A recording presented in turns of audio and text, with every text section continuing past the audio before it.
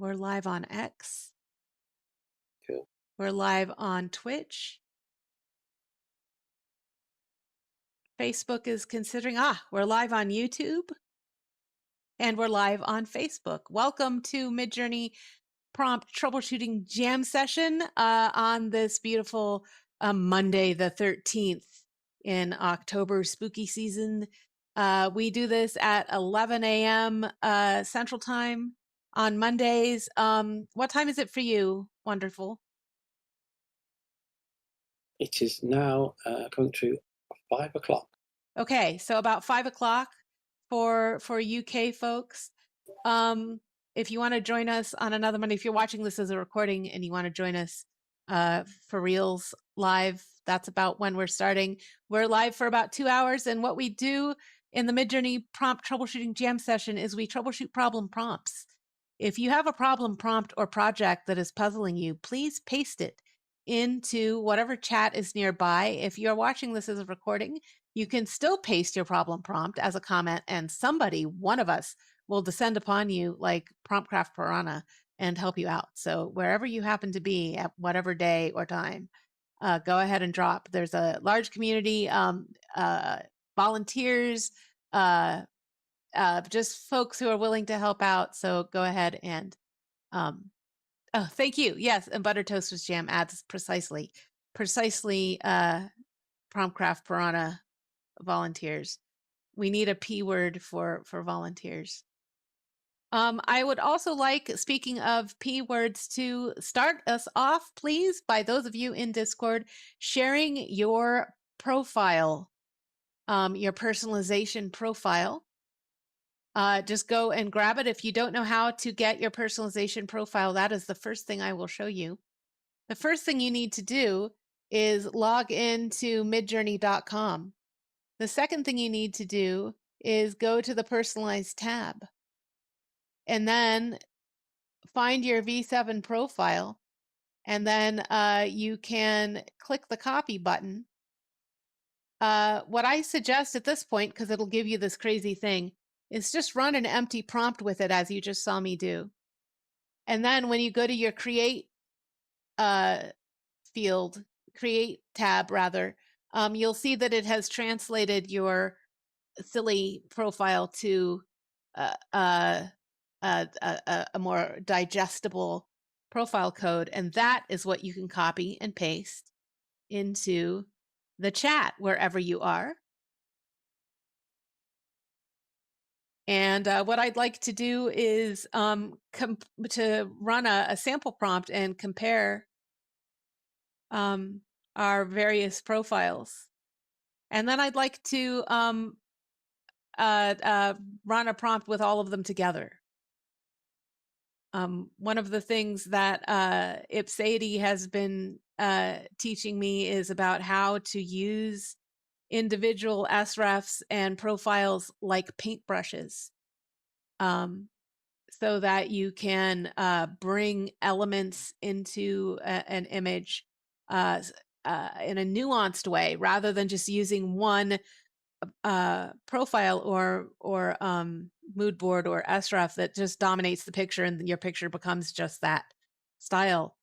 You can actually say, I love this style, I wish it were more detailed, and find another style that seems more detailed and add it in.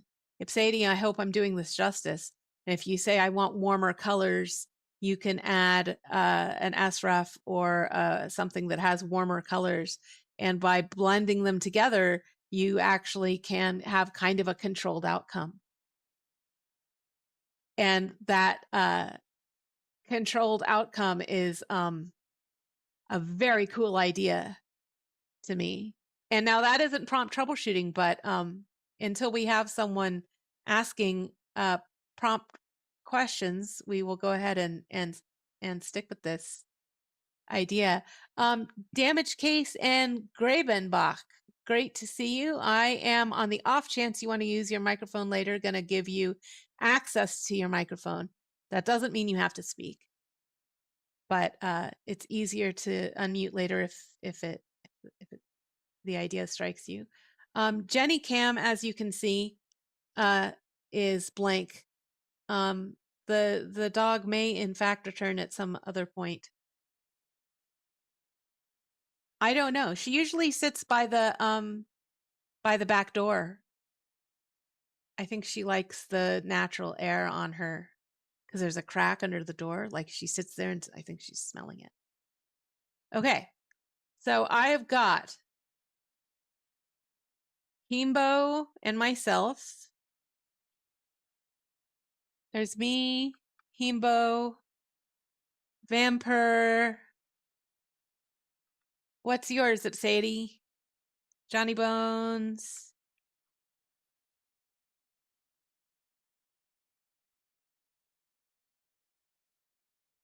To grab it, you go to, hold on, let me copy and paste this. You go to midjourney.com and then you click the personalized tab. And then after you click the personalized tab, you scroll down to your V7 profile. You use the copy, you use the copy button. That is correct. It puts this weird, crazy, long one at the top, which works. But what I suggest to get the translated one is to enter a blank prompt like this just to get it going, and then return to the create tab and grab it. Now you can click that and it'll be. Now, if you happen to use your profile all the time, then you could just go to your create tab and scroll around and wait until you spot it and grab it from there. Okay, we've got promptogram. I'm going to do a big old blend. Did I get yours, Wendy? You're probably multitasking. I am. Hey, Ampisoa. No problem, no problem. We're going to blend profiles.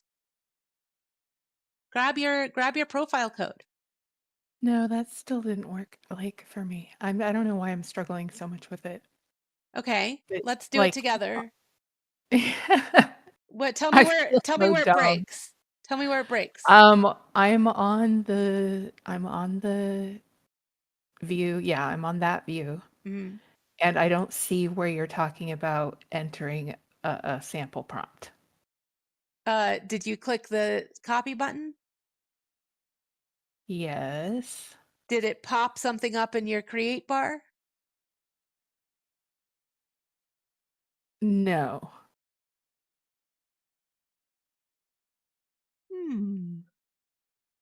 You Let me try it again. Could it be because my create bar already has a bunch of stuff sitting in it? yes. Okay. Thanks for telling me. Okay.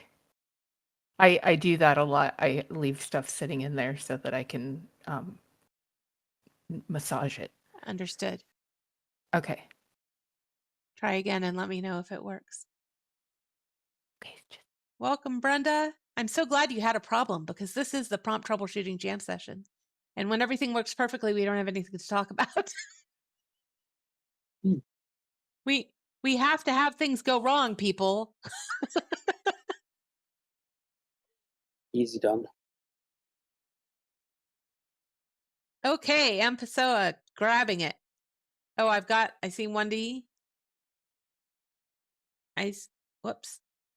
Doop doop. Okay. 1D. Pessoa. Because you didn't follow the final step. The final step is once it's in there. I mean, you are hot. It's true. Go ahead and enter a dummy prompt like double quotes or a dot or whatever prompt you're working on. It doesn't matter. But what that will do is when you go to your create tab, you'll see that it has been translated to the short friendly one.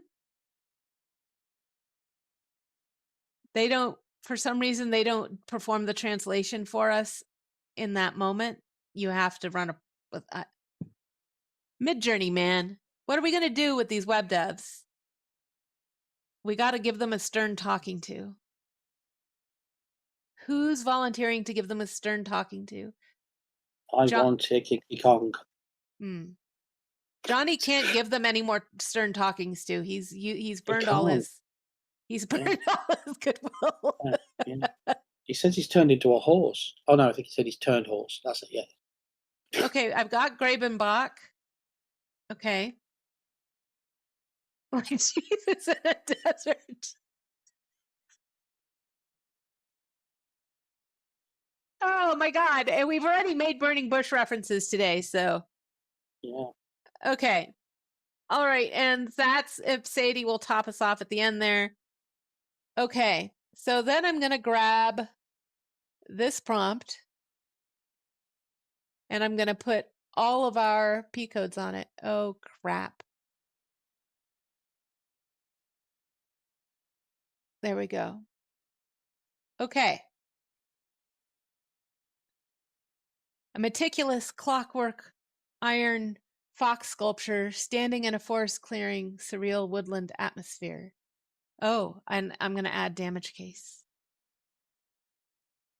Add damage case.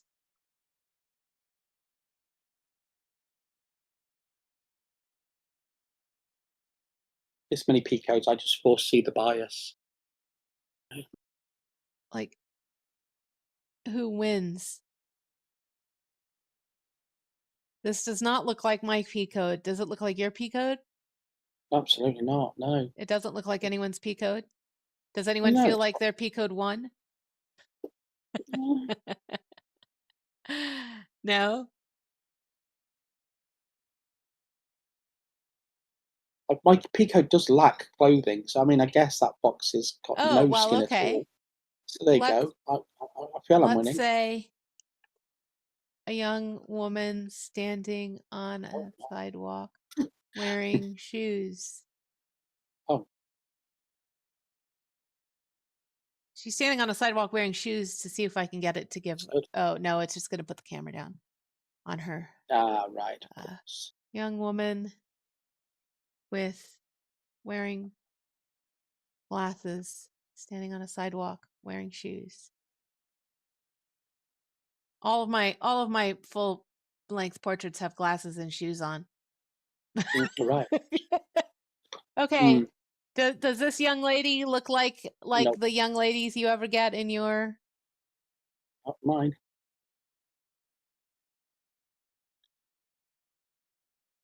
That's quite diverse mix. I like that. Yeah, it is. It really is. It looks a little bit like mine. Photos winning. Yeah.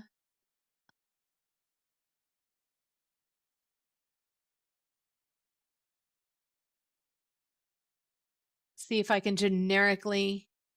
Oh yeah, I can do that. I'm gonna generically tell it artwork, just to see if I can get it away from photography. See if that does not look like my stuff at all. That is definitely not my P code.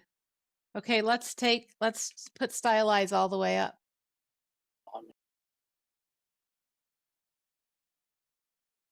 Yours is painterly.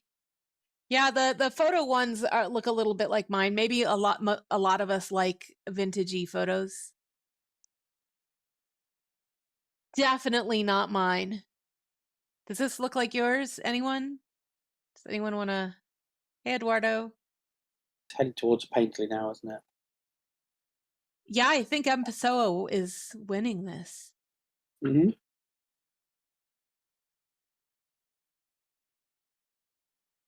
And Himbo? Mine is not. Mine is fairly photographic. I do notice that she has dark hair in every single one. And she's generally wearing high-waisted pants and things.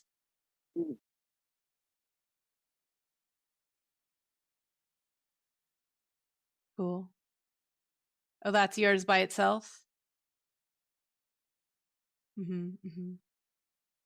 Episode's winning. And Pessoa, you have you might be responsible for having the strongest. How many I'm just curious, how many ratings have you done, Pessoa? I mean, it's obviously not related to how many ratings you've done, because then Wendy's would be dominant. Yeah.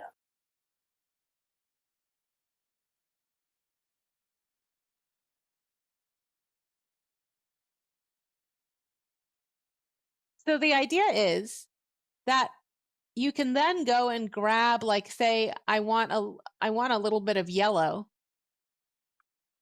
in my picture, and you can go back and say, look, I want this, but I want it to be just a little yellow. Oh, I didn't have to type the sref part. I just want it to be just a little yellow. And so in theory now this should steer it toward yellow. Yeah. But theory-wise, when it should be somebody's the P code, the idea is if there was 10 of us in there, then mine wouldn't be dominant. Mine would be exactly the same as everybody else. I get 10%. Everyone gets 10%. So it's a mix of all. So mine would be, strangled down to 10%, and everybody else's would be. So it is an even break between us all. That's how Blend works, right? That's right. But if your 10% has stronger archetypes, plays in more to statistically dominant patterns, then it will overpower. You think? There's a little Even bit with of leakage seven and P bleed. codes. Maybe not with 7. Maybe Yeah. not. Is it And getting more the yellow? waters. I'm gonna try to see if I can make it a little bit more yellow by adding this very, very yellow style code to it. Does the number of images someone rates actually change their P code weight compared to others? As Wendy just described, no. If you mix P codes, they are each given equal weight unless you're on Discord. On Discord, you can actually enter individual weights into srefs and profiles and so on. But here on the web, you cannot. They don't have a way to parse the weights out of the prompt correctly. So they're all equal weight all the time. But I was toying with the idea that if you if you're a P code leans into Midjourney's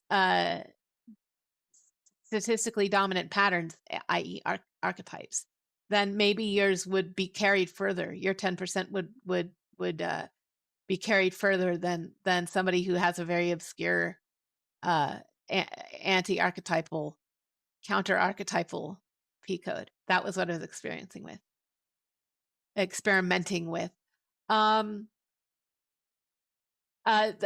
Westendorf reminded me to start the event for Discord. Welcome. If you have just joined, this is the prompt troubleshooting jam session where we troubleshoot problem prompts.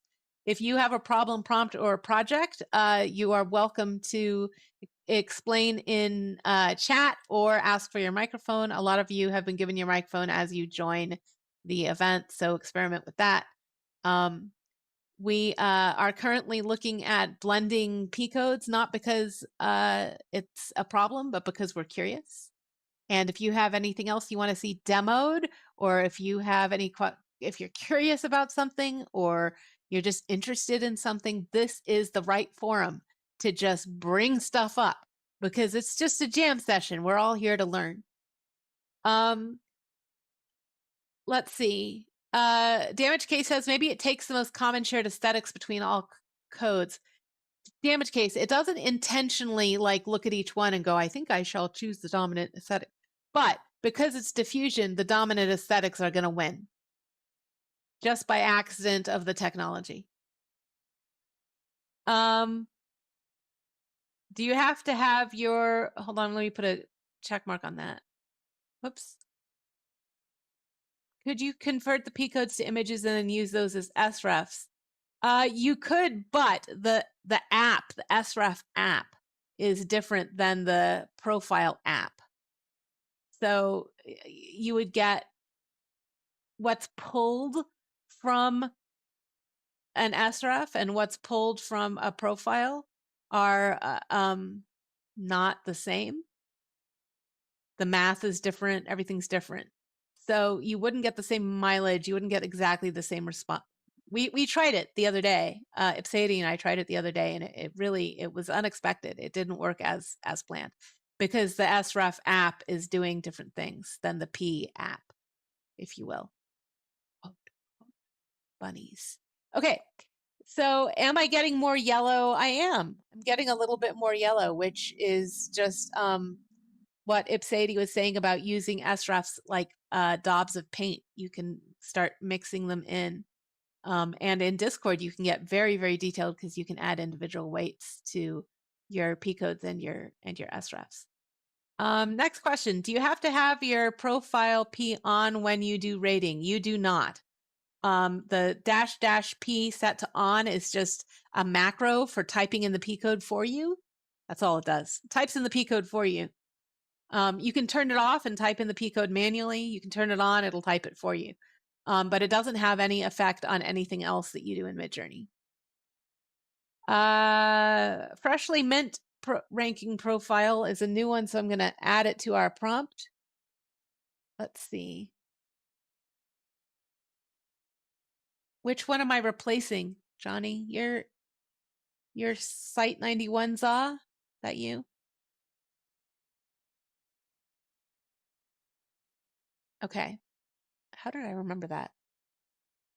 Let's see if that does anything over much. Okay, so next question. I have a video prompt question. I've not been able to make the plane enter the scene from behind the camera and fly away from the viewer on the landing strip. I run out of fast hours. A toy miniature warplane of World War II, a white kamikaze fighter plane, enters the frame from behind the viewer's camera. You mean like from over their shoulder? From over their heads. Yeah, I've already done this problem. It's Do you want to talk basically us you just through? put, all you do is basically you want the pointer that I ended up doing it where the plane was coming over the other way, and I ended up basically just need the tip, just the very tip of the airplane coming over the top center of the image as a starting frame, and then the end frame being the plane landing. And then what it does is Midjourney's just got this magical thing of going, oh, that's the tip of the airplane, and it just goes straight forward and lands. So it comes over your head automatically. How did you I'm create tip of the airplane? Just with clip art or something? I made the airplane and I cropped it. I cropped it out, and so I just had just the tip of the airplane. I cropped it and then filled it in Can with the you show editor. us that image, that starting frame? Let's have a look. If you have it lying around. If you don't kill yourself for it. I don't have it fine. lying around now. So I'm having the opposite problem, by the way. I'm trying to get something to fly at me, and through me. It'll go to the right or left. It'll go to the right or left of you, or it'll shoot right up. I want something like, I've been trying to do some vampiric sort of Halloween stuff, so it just jumps at the screen, goes, "Wah, got you," and I can't get it right. I can't get it right at all. I can get it so it's right close up, eyeball to eyeball, but it won't come at me. It won't go through me, or you know. So I'm struggling with that. Have you in the prompt said that you're a ghost or a I have, yeah. yeah, or you're invisible or something? My chair just sunk about 1.5 feet. So I'm now like the Where table are is you? right here. Like I feel like a child. Ipsady, help me. Okay, no, I'm just kidding. I love the paintings you've made with we should show them off. Can I show them your stuff? And then I want to help with the plane promptogram. But I just want to finish the painting with SRF's thing. Yeah, you can if you want to, of course. Okay, I have to remember how to do this. Give me a second. I can do it. I can do it. Sadie.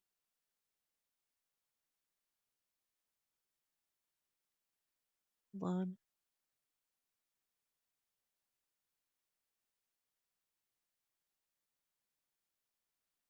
Yep.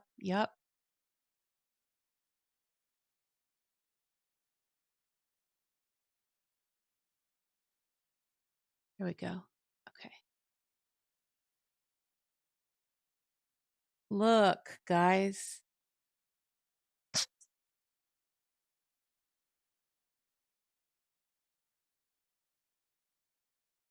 He has made some amazing things. I cannot. Why can I not get this to? There we go. The way you can't. I'm not sure you can see this over the stream, but these things are insanely detailed. Insanely detailed, and the way she gets this insane level of detail seems to be through this mechanism of painting with SREFs, where you I know, absolutely stunning, where you bring, I mean, how many SREFs are you working with at a single time? Like, are there like 6 or are there 15? I mean, how many? Ipsady, 30 plus. So they're each of them doing something extremely subtle.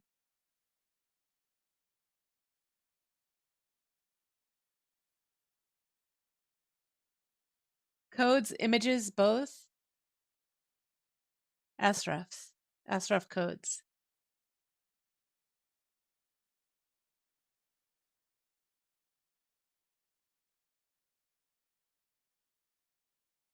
Just amazing.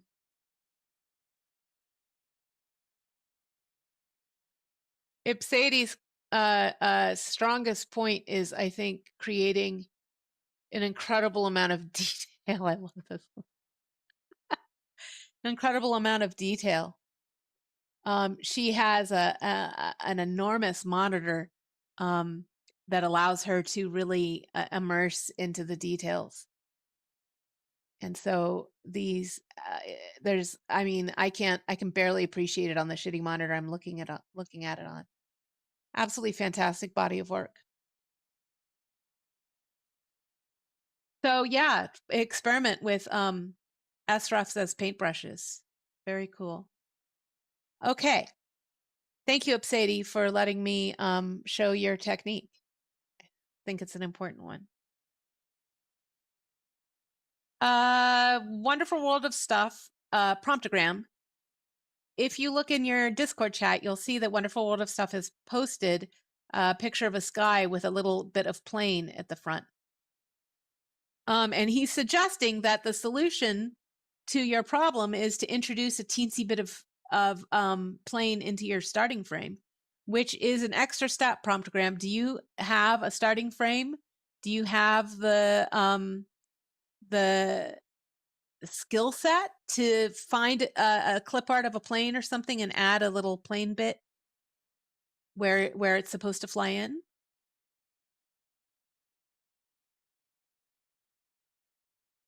Is that a step that you can take?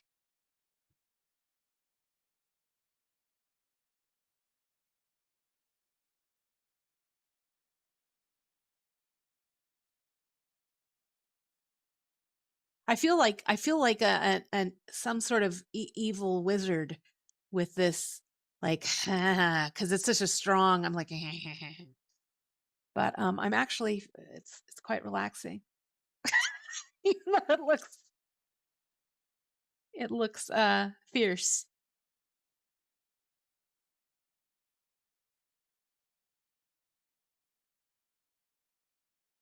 Lovely, Johnny Bones.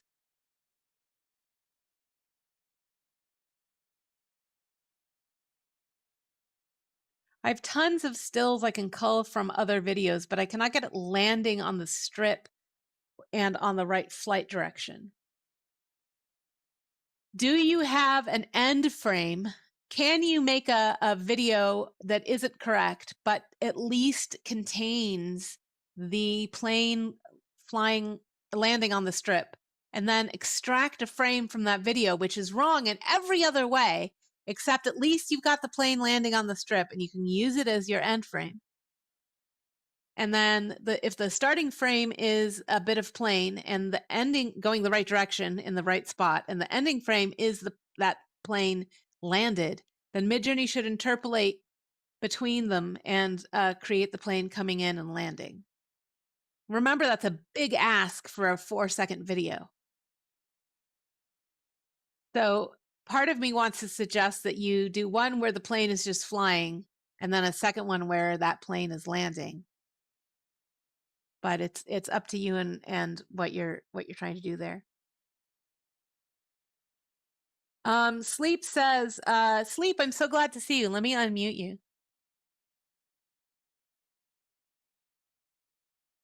Hi, how's it going? Hey, good. So you're saying I just joined to to backtrack a little, painting with SREFs, is it just combining multiple SREFs, but it's using SREFs in combination with the editor? What it is accumulating SREFs intelligently in order to create a combination that controls elements that you want to see. So you think, I've got this picture of this woman, but I want a little bit more yellow.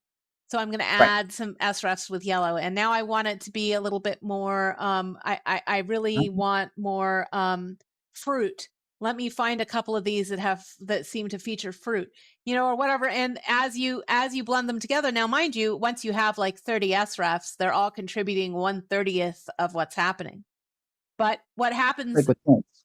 Yeah. Because the blend, unless you're in Discord. In Discord, you can assign them individual weights and get very, very detailed with, like, I want just a little bit of the yellow one, and I want 33% of the red one, and and you can be really complicated. But with on the web, you're just, each one will have equal weight with all the others. But as you add them, you can start to see tiny changes in the outcomes, and then you can steer the outcome through the aesthetic space by adding and Perfect. removing different Okay, I don't want to SREFs. derail the conversation. I was just curious. No, not I at know, all. I know you guys have already talked about it. I came in halfway through that thought. That's okay. I'm so glad you were able to join. Welcome also, Russ. Let me go ahead and give you your microphone just on the off chance you want to use it. No need to speak if you don't want to. This is the prompt troubleshooting jam session where we troubleshoot problem prompts and do demos and discussion and Q&A. If you have a question or just that you're curious about or interested in, let us know and we can talk about it.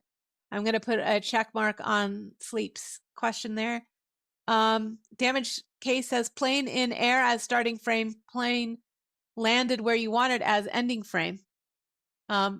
Prompt, weird plane crash bounces several times. Hilarious.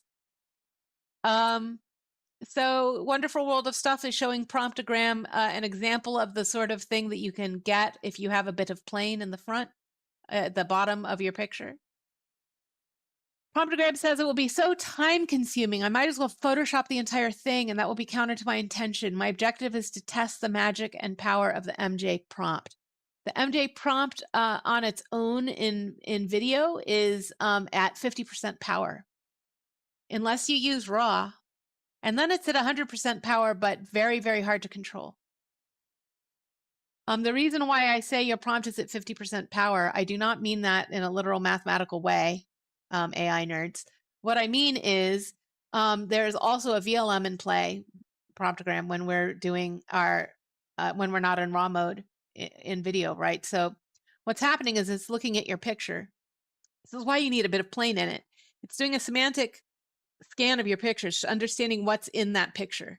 A sky, a building, a top of a tree, right? And then it says, what is the most archetypal motion for this scene? The tree moves, the clouds move a little bit. It's probably stop motion, because anytime you do a sky, unless you really fight with it, it's going to be stop motion, because so many of the ingested videos for of the videos that Midjourney studied for weather and skies and things are stop motion to show like clouds scudding across the sky and stuff. Or they're sped up. They're not at normal speed. So if you've ever wondered. So what happens is it doesn't find a bit of plane. And so when your prompt introduces a plane, it doesn't really know what to do. There's no plane. It can't animate the plane. There's no plane. It can't animate it. If you add a little bit of plane, all of a sudden there's the semantic presence of the plane. And when your prompt comes along and says, animate the plane, it goes, oh, there's the plane, right? That's why you'll struggle without having a bit of plane in your starting frame. And then the next thing that's difficult is trying to get that plane to fly and also to land. Is a big ask because it's only 4 seconds, and the plane would have to.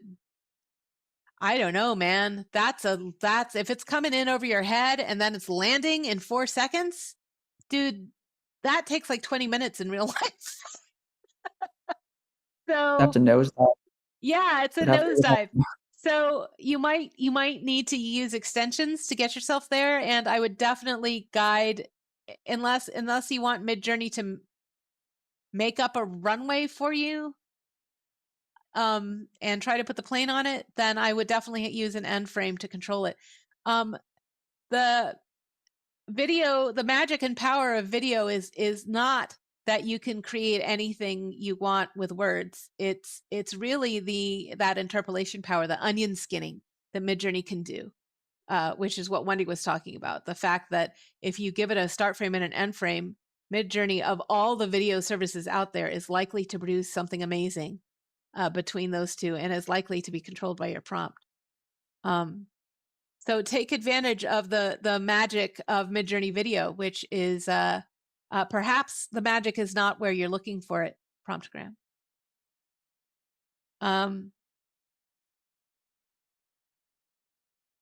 Himbo is thinking that maybe you could, instead of putting the srefs in a big string, like what Ipsadi's doing is she's got 30 sref codes do in the prompt.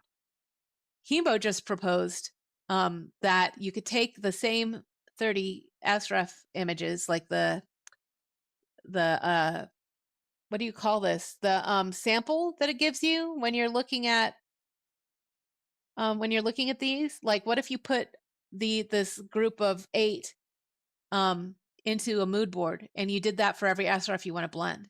Then you're using the mood board app, the P app, in mood board mode to create your blend instead of the sref app, if you will. And so it would be a very different vibe indeed, because mood boards will pick up composition and content and all sorts of things that sref will not, or sref strives not to pick up content. Sometimes it's entangled, but it strives not to do that. So you would get a very different vibe using these guys in mood boards instead, for sure. Sleep says, I've got contractors working my apartment right now. Oh, hey, that's usually good news. I hope it's doing something nice instead of repairing something broken. Sadie says, I don't get the same control that way in mood boards, I think she's saying. But I do occasionally like to tweak using many srefs in a particular mood board that focuses laser-like on one dominant thing, for example. Oh, nice. Yeah. Promptogram, back to the airplane thread, says, I understand all of that, the power of the starting point, etc. I have been able to do many of these videos without the starting frame, the contriving method. I know what you're talking about. The only problem is flight direction and prompt adherence of landing on the runway. 5 seconds is more than enough. Okay. The runway is on the image, the top of the low wall, the balustrade, the railing on the starting frame. Okay. Will you share your starting frame? Maybe we can promptcraft Piranha and see what happens.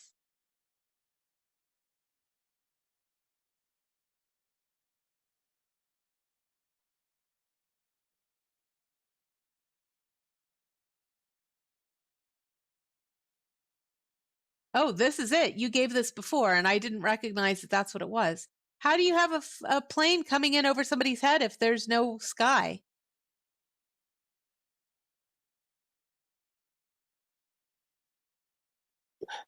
I'm sort of doing it without a sky, where the plane. I'm trying to start with the plane. Oh, I've started the plane being really low now over his head, so it's really low. Yeah. That's kind of working, but I mean, again, even then, when it goes to land, it goes to an appropriate height and comes down and lands. And what it's doing, it's spinning out. The plane is going whoa, whoop. Because I'm trying to. Yeah. Which direction do you want it? Do you want it coming at you, or you want it to land right in front of you, back end all the way? I'm not sure. I do see what he means, though. It does make very awkward. It's great angles, but that doesn't exist like that. Promptogram. Which part of this image is supposed to be the runway?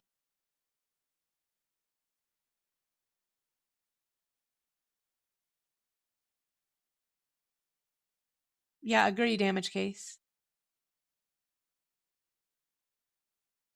That's what it would do if it was for 5 seconds. Yeah. I mean, if it's a toy plane, I can maybe 5 seconds, it'll just drop like that. The straight line, the strip. Okay. So let me grab the link. I don't know what I'm doing here, but I thought it was start. Okay, fine. Okay, so my starting frame is that. A toy plane appears. It lands on the concrete railing. I don't know. I'm just messing around. No idea what I'm doing. I have the advantage of a kind of infinite minutes, so I can do this experiment. I don't suggest that you guys start with minimal guesswork, unless you're a volunteer and have tons of extra fast hours. Welcome, Anna and Ala DeMarco and 11. Welcome, Ghost Divide, to the Midjourney prompt troubleshooting jam session. I am so awkward. Anyway, so what we're working on right now is seeing if we can get a toy plane to land on the concrete railing of this interesting little cafe situation.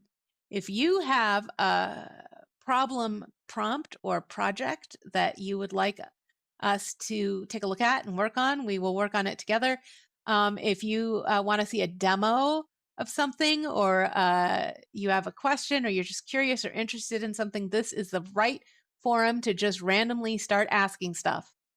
And we will get you. I am going to unmute Ghost Divide in case he wants to use his microphone.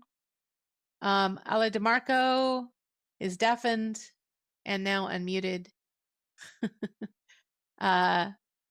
Let's see. We have point 11. You're welcome to use your microphone if you would like to do so. Westendorf, I'm not sure I unmuted you when you came in, but you're unmuted now. Kara? Grabenbach, did I get you already? I'm doing you again just in case. Welcome, welcome, welcome. So I did have a toy plane come in randomly from above like a mosquito, and it did land facing the right direction. No, it didn't. It's hard to say. It's making many decisions. Let's see. A small red plastic toy plane flies in from behind me. From behind me is just a guess. That is not a recommendation. I have no idea what it'll do. Once upon a time, I would have told you that since we're prompting a prompter, it's okay to say that because the prompter will receive our bad prompt and rewrite it. But now we know that is not how it works. Those of you who have not heard about how the VLM, the video language model, works when we're not in raw mode in video. What's happening is it prompts. There are two prompts being processed. The first prompt is the VLM's guess by looking at your picture. What is the archetypal motion that this picture suggests? And the second prompt is your prompt just appended to it as written. your prompt does not get rewritten.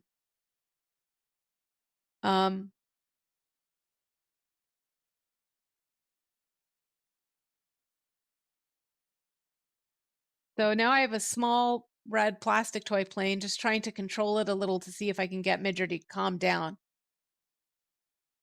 Because Midjourney was shifting the details from one moment to the next and adding more information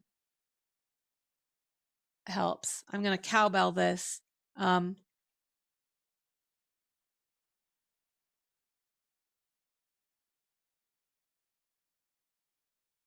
Trying to get it to come in from over my shoulder. Brenda got one, sort of. How's that? Brenda's isn't landing, but what do you think? Promptogram? Brenda, you should share your prompt.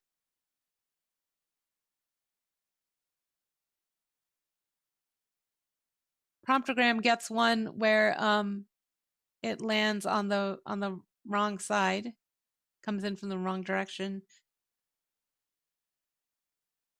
There you go.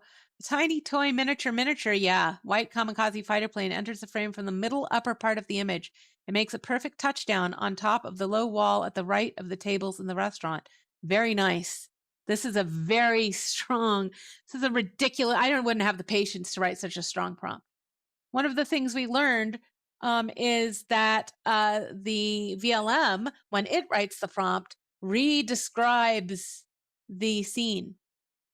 It re-describes the scene. So what Brenda's prompt is doing, which is not very strong, is it's also it's re-describing the scene, saying the low wall to the right of the tables in the restaurant. Right? It's not expecting Midjourney to pull that detail out.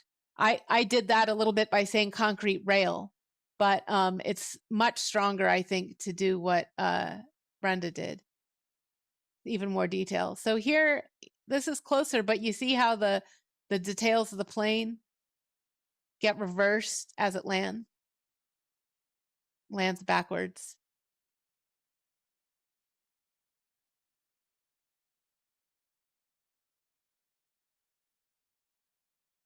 That's cool. Let's see if I run it, do I get the same success?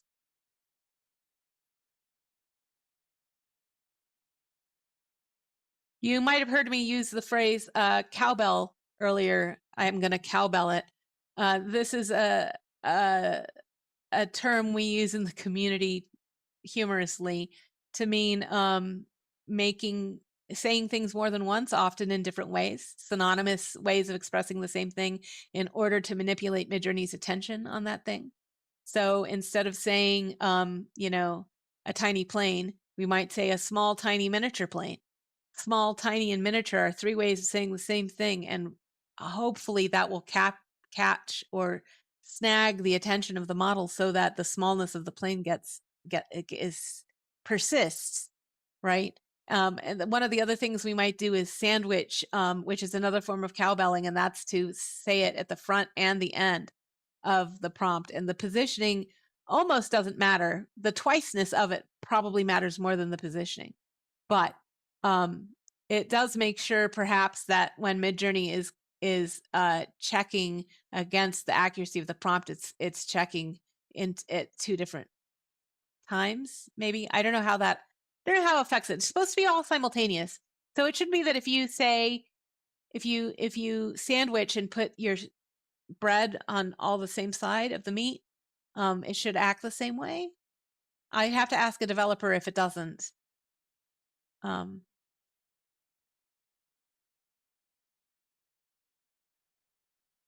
I don't think Promptogram, did she use your prompt?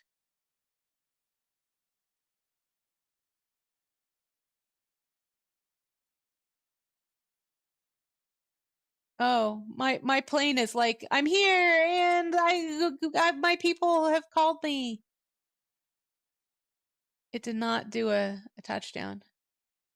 But at least it's sort of entering from the right place-ish. Whoops, that's mine.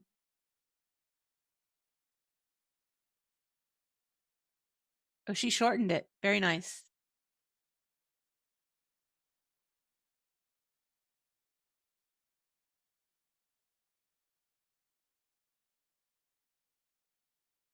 Well, give it a try. I mean, it didn't work. It didn't work for me, but that level of control is really challenging, especially without that end frame.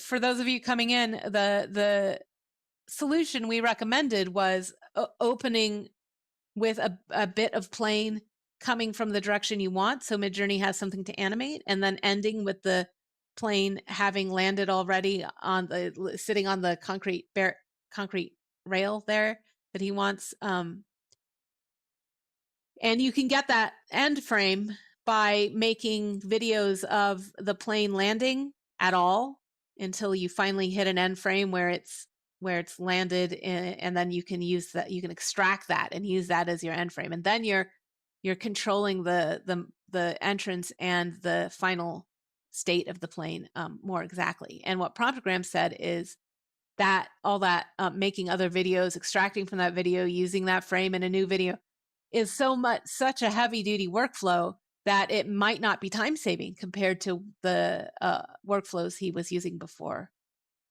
AI. Promptogram's bottom line question is: there's no specific secret word for over the shoulder or behind the camera, not that we have figured out. Making anything enter the frame that is not already in the frame,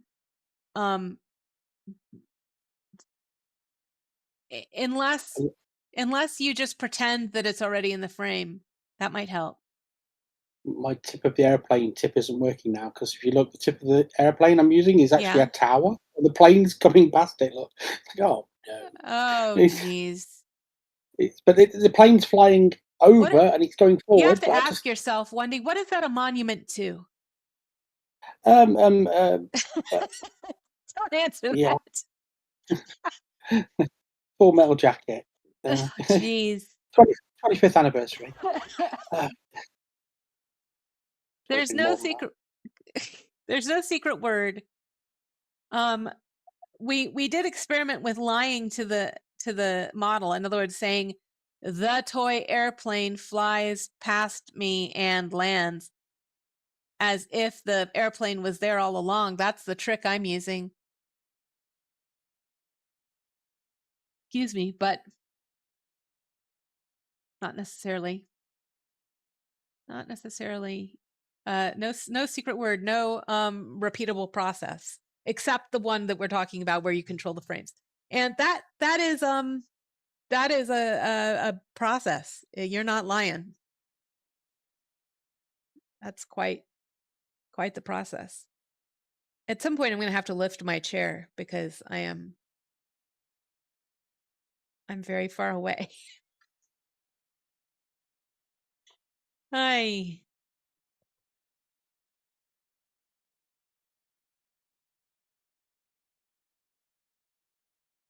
Welcome to the Midjourney prompt troubleshooting jam session. I see you, YouTube. You are welcome to use your chat to ask questions. If you're watching this as a recording, you can still ask questions. Just leave a comment and we'll circle by and help you out.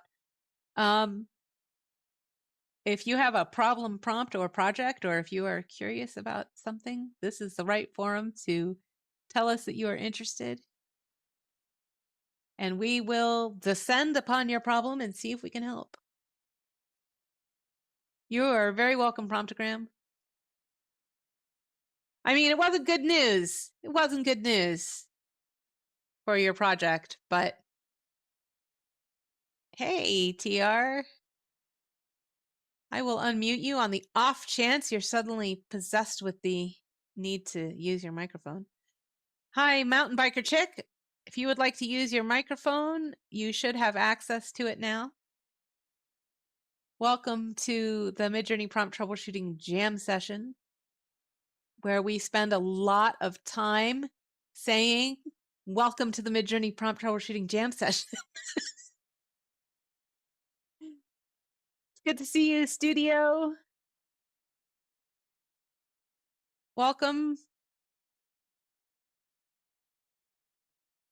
anyone wants to see a demo of something that you don't want to spend fast hours on, but you're interested in seeing it, how it plays out, we'd be happy to show you.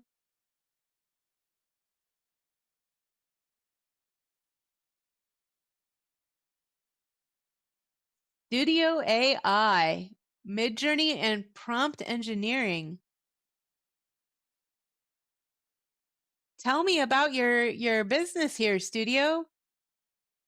What do you do? This looks cool.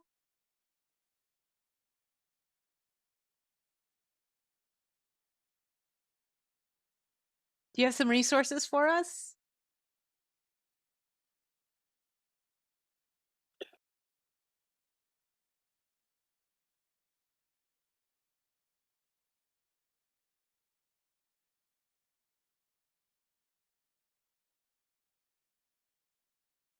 Hi, hi.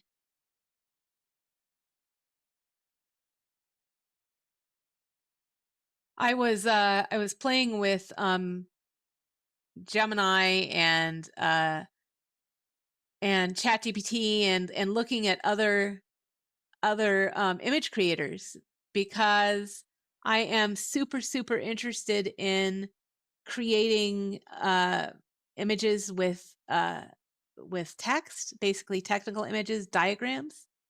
I Yep. tried very hard, and I tell you what, ChatGPT was insanely slow, but pretty Oh, good at creating text diagrams and coming up with what the diagram should be.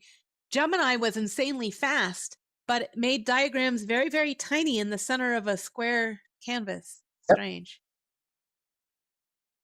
I Um, personally found that ChatGPT is the best at text and Gemini is the best at inter-image consistency oh without yes. having to do a whole bunch of engineering. Yeah, I've seen lots of people who they'll generate an image in Midjourney and then bring that into Gemini to create variations of images in the same style where maybe there's a different subject, and they'll port that back over to Midjourney and use all of those images, like let's say they made 20 as a mood board.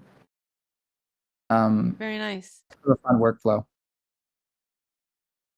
Canva is good, but Mountain Biker Chick, what I've had a problem with trying to use Canva is that it still wants me to do work. It will create the template for me, but it wants me to it won't automate placing the text. It won't think about like you've given me let me write some text and place it for you, or give me some text and I'll place it for you.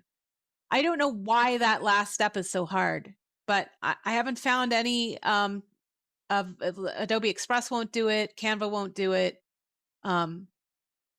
It must be a tough ask, a big ask.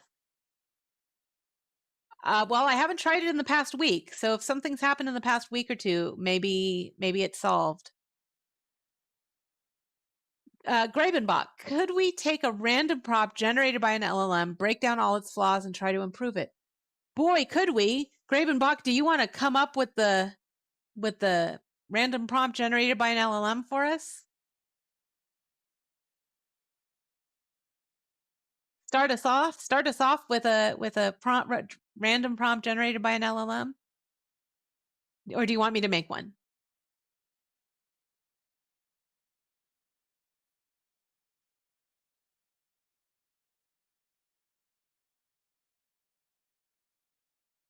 Alternatively, we could use the suggest prompt feature to get a best baseline prompt. But Sleep, doesn't the suggest prompt feature give you like just like 10 words? Am I not remembering that correctly?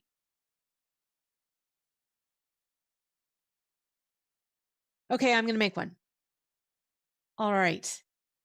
So I'm bringing up my Chad.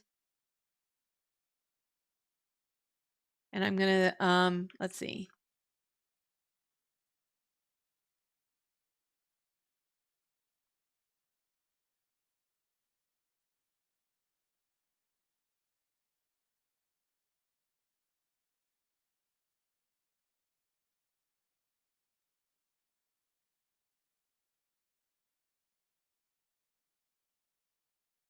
Okay, Hold on.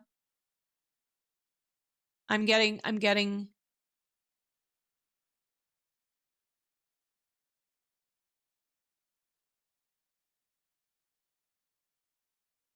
Okay. Here is the raw ChatGPT prompt.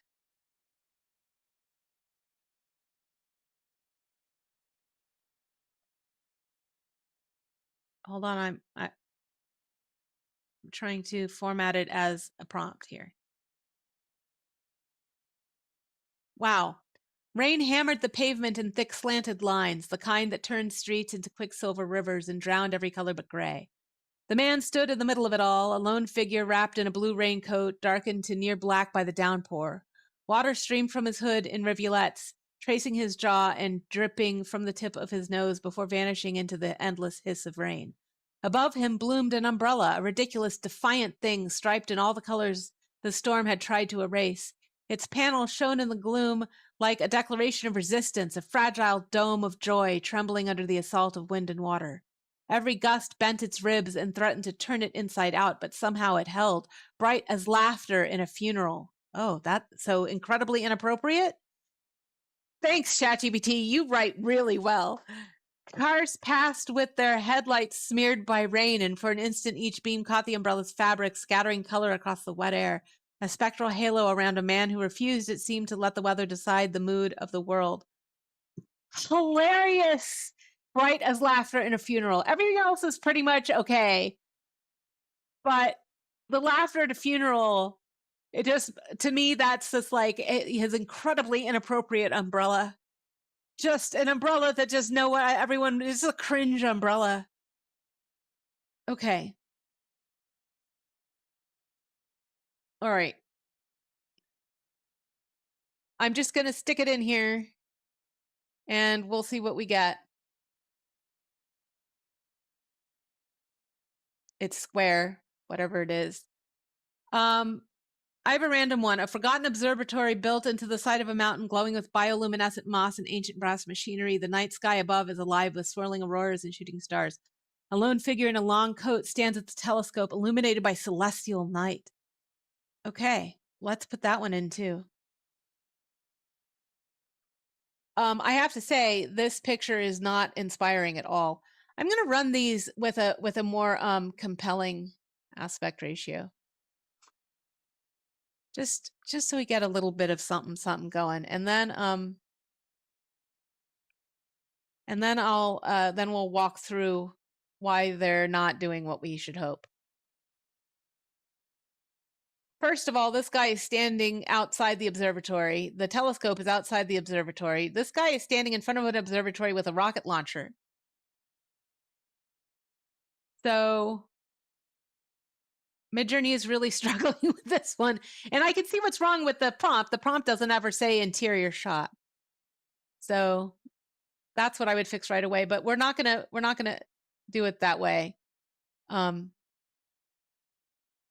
I don't know. This is not what I pictured, but this is better. This is better. Okay, so the way we're gonna do this, I know you're all shocked, is we're gonna use Clarinet's prompt helper because it will do exactly what Grabenbach has asked us to do. Is he still here? She, he? I don't know your pronouns, Graben. All right. Let's start with Johnny's. Yeah, damage case, that's right.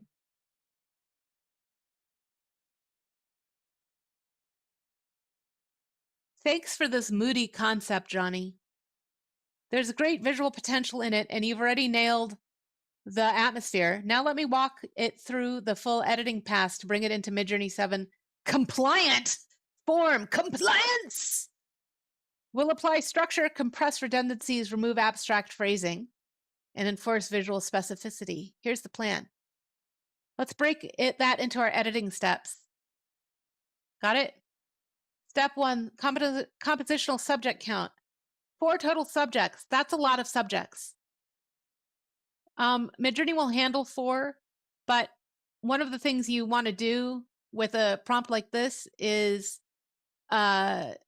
make sure you identify in language what's a foreground and background Grabenbach. So if you have an observatory, a mountain, and the sky, you might literally say in the background is the mountain and the sky, da da da. What that does is help Midjourney understand that it is not intended to be the focal point of your picture. And that changes how Midjourney spends its attention. And so it's a very, very helpful thing to add. No, Grabenbach, it is not. I have to manually export the entire Notion site and upload it to this and retrain it. I have not done that in a while.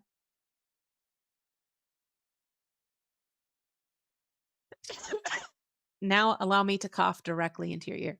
Okay, remove invalid Midjourney phrases. Johnny doesn't need to be told this. He knows. Hyper detailed 8K. These are fidelity claims, not understood by Midjourney. It's not that they're not understood. Those fidelity claims, super realistic, ultra HD, they're just ambiguous tokens. They're a little bit chaotic. You don't really know what they're doing. They're not doing what you think. They're not increasing the quality of the output. So by and large, unless you've figured out that you love what 8K does, it's not making your image 8K. It's not going to increase its quality. It might do something. We don't know what it's going to do. But if you like what it does in your prompt, you can keep it. It's fine. It's not like poison or anything. But when you're troubleshooting, as this tool is going to do, when you're troubleshooting, you remove them because they're chaotic. So it doesn't help to have them if you're troubleshooting. That doesn't mean that you can't use them at all. Keep cinematic as a valid style anchor. Moody is an allowable mood modifier. Thanks, CPH. Dense visual language and redundancy check. Will avoid duplicating atmospheric effects, celestial lights, cinematic lighting, and compress obvious visuals like a night sky alive with aura and stars into a single dominance phrase. The reason why it does that is when you're troubleshooting, you want to make sure that you are awarding attention very carefully. So if you have redundant phrasing like a foggy forest filled with mist, like a foggy forest is already filled with mist, a forest filled with mist is already foggy. You don't need to say both unless you introduce that to cowbell, unless that redundancy is there to try to wrestle Midjourney's attention. But for troubleshooting, usually you take all that out and start like, okay, what if everything is just said once, and I've instructed it, it's very plain. That's the only way to start with prompt adherence troubleshooting. So this will take out your redundancies. If you have an intentionally cowbelled prompt and you give it to the prompt helper, you're going to have to re-cowbell. Full body checklist. Because we have a standing figure, hi Stu, we must ensure we include footing and ground. Got it. Hair and headwear, footwear, full body visibility indicators. If Johnny, as the artist, was thinking, no, man, I don't want like a close-up of the dude. It's not a picture of him. It's just supposed to be his like little silhouette against this massive observatory or something. Then the language of the prompt should suggest that. If the language of the prompt had suggested that, then the Clarinet prompt helper would not have assumed that it was a lone figure, like that the focus was the lone figure. So the final prompt is now a stone observatory embedded in sheer mountainside, bioluminescent, blah, blah. A lone figure in a long coat stands at a large telescope. So even the AI, even ChatGPT didn't understand that this is supposed to be an interior shot. So let's see. What if we just told the ChatGPT this is supposed to be an interior shot? He's inside the observatory looking into the lens of the massive telescope. I don't know if those of you, some people are regular users of this tool, that you can help it out. You can even, you can't give it the image. Like if you ran the prompt it gave you and it's not right. Like you said, 2 koi fish in a pond and you ran it and it gave you 6 koi fish. You can't give it the image and say, look, your prompt didn't work. Here's the image. What you can do is tell it, I ran your prompt and got 6 fish instead of 2. Help me reduce the number of fish to 2. And then it will fix the prompt. But you can't feed it back an image.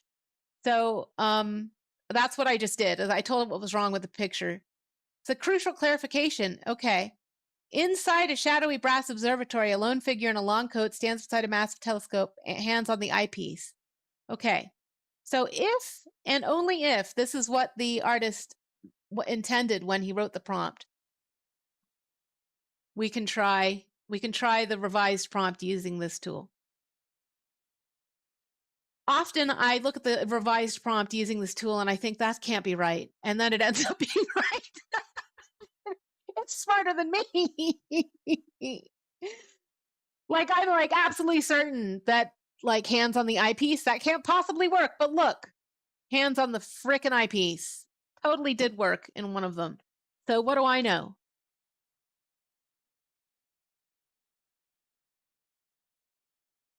So Johnny, is this perhaps what your user had in mind or what you had in mind?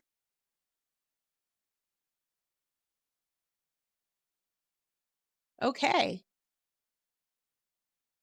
Do you actually need the prompt back? Like, is this real? Do you want me to give it to you? No. Okay. All right. So let's now give this really literary one to the prompt helper. Oh, I need to be in 5. Okay. I'm in 5 now. So the first thing it's going to do is tell you when I last updated this. And I'm nervous about that now because you guys made me consider that it's not updated with the latest Notion site. It really needs to be. You brought me poetry in a raincoat. It's gorgeous writing, if I must say so myself, since I wrote it, says ChatGPT. Clean image ready. A man wearing a dark blue raincoat stands in heavy rain on a wet city street. A striped multicolor umbrella glows under the gray storm light. Its bright panels bending in the wind. I don't think that's going to work. And then some support for the background. So I'm immediately going to say the contrast between the rainy day and the magical glow of the umbrella isn't there. I want it to do more for that. Okay, a bright multicolor umbrella glows with saturated light. Oh, I like that. It's a nice ad. So let's see if this does any better than the original at creating that high contrast between the umbrella and the surrounding world. Guys, I think it's working. Oh, yeah. That's much better. That definitely looks to me like a cheerful umbrella in a rainy world compared to the original. What do you guys think? Did it help? Yeah, you like it? I want to run it with my P code.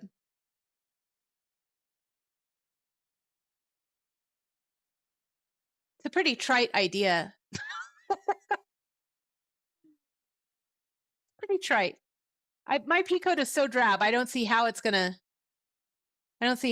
create the effect with my P code on. Okay, so I'm gonna give you guys this prompt. You can play with it if you want.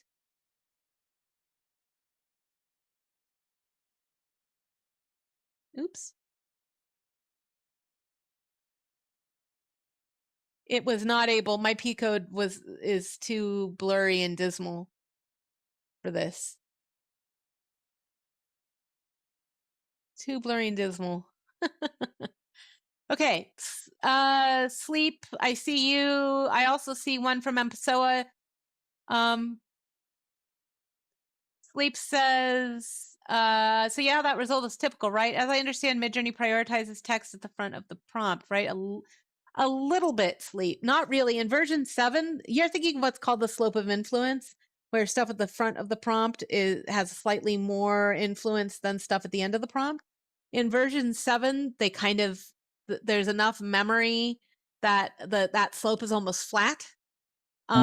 So it doesn't matter so much in version 7, but what does matter is what the sentence says. So for example, if you say there's a willows surround a duck pond, right? If that, then it's going to definitely show willows, and it might minimize the duck pond. If you say a duck pond surrounded by willows, it'll focus on the duck pond, and the willows will kind of be in the back. Right. So So that within matters within a more. sentence, it Direct- matters more, but the overall prompt, it doesn't matter as much. Right. So direct Right. objects versus subject is a very cool way of playing with focus. There's a little bit of a slope of influence, but it's not huge. Like if you're troubleshooting, it doesn't hurt to say like, gosh, well, shit, I'll just put this in the front of the prompt just to make sure, like it doesn't hurt to do that, but it's almost never going to be the thing that fixes it. Usually you can look at your phrasing and go, oh, and I said that this is a woman photographed by National Geographic instead of National Geographic photograph of a woman. It's not that the National Geographic is at the front. It's that National Geographic is the subject Versus object. Right. Yeah. Okay. That makes perfect sense. Yeah. I'm not sure. I have theories as to why that works, but nothing that I'm feeling confident about. And I don't think I can explain it without wasting a lot of time talking about diffusion. So I'm gonna table that. Okay, I'm still learning myself. I don't know anything about it. We come to PromptCraft for beginners. I do a really fast overview of how Midjourney works behind the scenes. Definitely. Which is, that's what I do to help beginners. It's people are like, what the hell? You're confronting beginners with how AI works? That doesn't sound like it's for beginners at all. I'm like, nonsense. The only thing that's going to help you troubleshoot prompts that don't work is understanding a little bit about what's happening when you write a prompt, right? Because that's teaching a man to fish. If you can spend, 45 minutes saying, okay, generally speaking, I understand how these words are affecting our because it's not like talking to ChatGPT. ChatGPT, you're talking, it understands words. Midjourney has no understanding of language at all. It's only you doing math based on word patterns. And so it really helps to get familiar with that. And then all of a sudden you're like, oh, I see why this didn't work, and so that helps out. Okay, so I'm scrolling through. Is your custom GPT? Okay, I answered that. I'm going to put a check mark on it. Video demo. A faceless queen drifts through temples like smoke as scholars walk into horizons of fire. Okay, so this is the prompt. Very poetic. Turn off my P code, otherwise it'll just be dull. Sleep. Once we're done with this challenge, here's a prompt I've been struggling with. A black and white vector icon of an envelope in the style of a 7-segment digital clock display. You mean it's made with disconnected lines? Yeah, that's the idea. It's kind of like a grid. Oh, Stu, your P code is more miserable than mine. I didn't think I would possibly find one. Stu, you are my soul, Stu.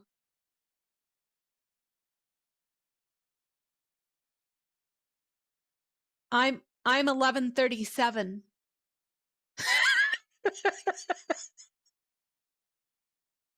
All right, what are we doing with this, Michelle? Ampesoa? I just doxed you so hard. I made up that name. I guess that M stands for Michelle.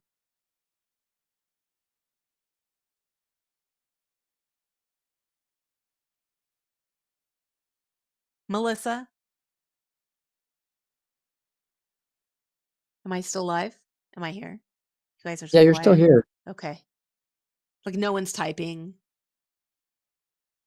Hi, Chloe. Hi, Nagimon. Hi, AP. Hi, faceless YouTube people.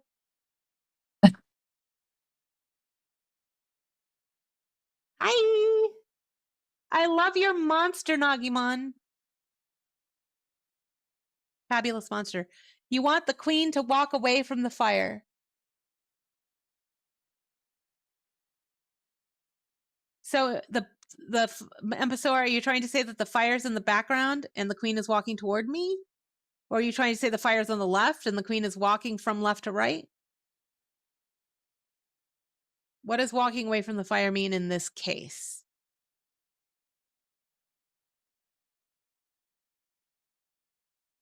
Also, I don't mean to nitpick here, but the prompt does say that she drifts through temples, and in each of these examples, she's outside of a temple. Is she outside of the temple? It could be an open air temple. It could be an open air temple. Aha! There you go.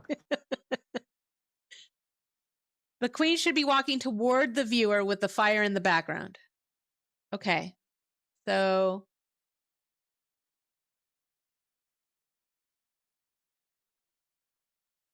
background, a temple is on fire. A faceless, does that mean a silhouette?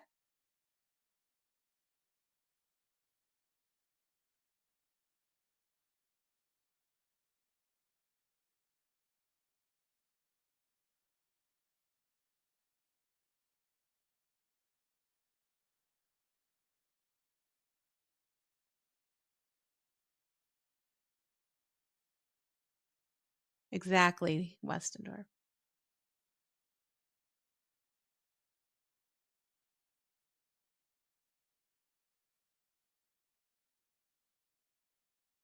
Like that?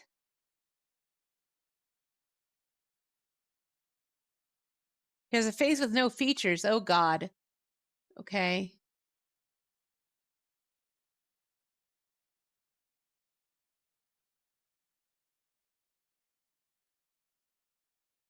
I'm going to try a smooth mask. Otherwise, you know what we're ending up doing, Embasoa, is like we end up taking this bad boy to the editor. These are cool. Definitely has a face, though.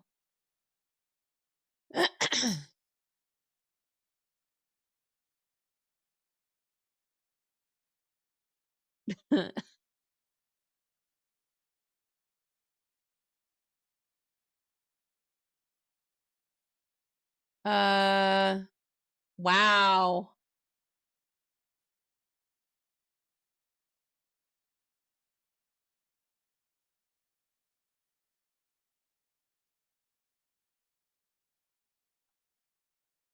I'm about to get banned because I'm basically creating a GIMP mask. trying to get this featureless face. You don't know what that is? Google it. Exactly, Stu. These are awesome and not at all what you're looking for. I guess the word mask means I mean, I don't know. I'm saying featureless features at this point because I don't know how to talk about a face and let the magic of not knowing enchant you. I don't know how to get a face while mentioning the face. Queen with, how about no face?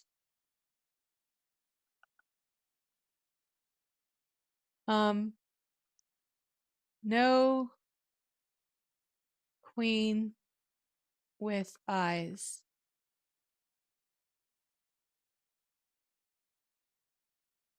Oh, that's a great idea, mountain biker chick.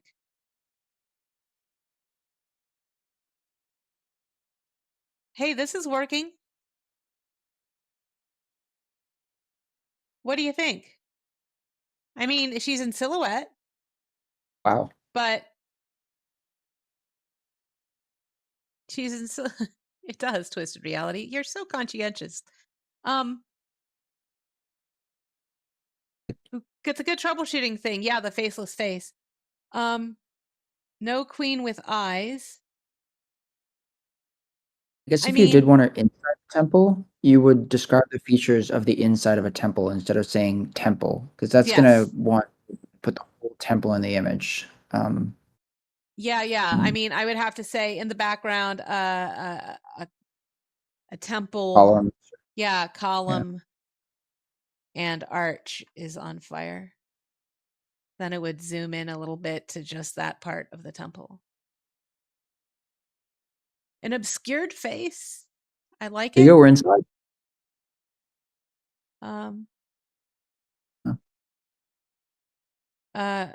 Are we? Do you want? Are you wanting her to be inside or outside? I'm asking you, Sleep.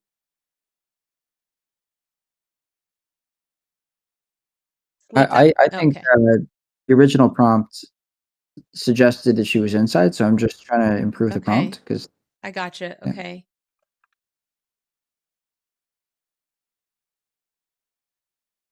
Can't type.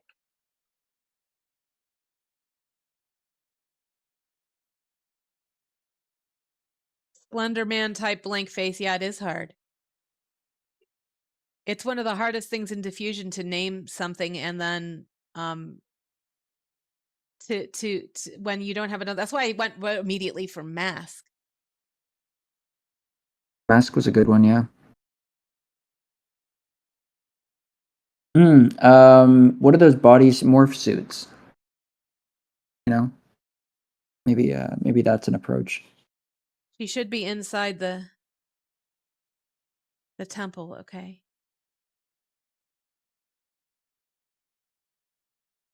Those are great. Yeah. Now she's very, very veiled. Definitely inside the temple. It's good. This is a real temple, Westendorf? The Universal Sanctuary of Hindu and Jain temples. Holy of Holies. Well, if she doesn't have a face, it's trying to silhouette her. And once it's silhouetting her, it's hard to tell what direction she's going. So that's the Michael Bay. Yeah. Garbhagriha is the innermost sanctuary of Hindu and Jain temples, often referred to as the Holy of Holies or Sanctum Sanctorum. I see they're doing some cowbell there. In case you weren't sure it was holy.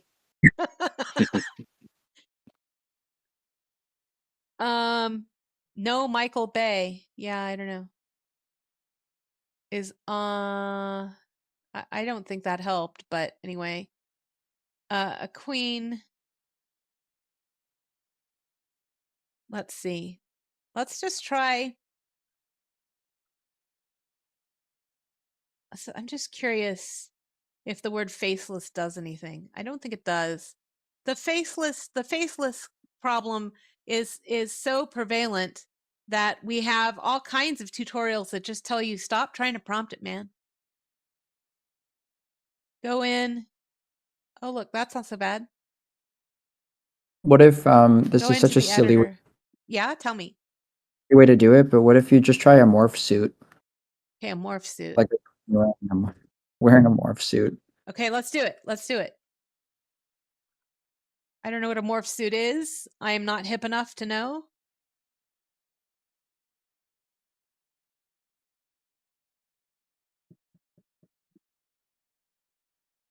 Oh, yeah. Look, she got sexy.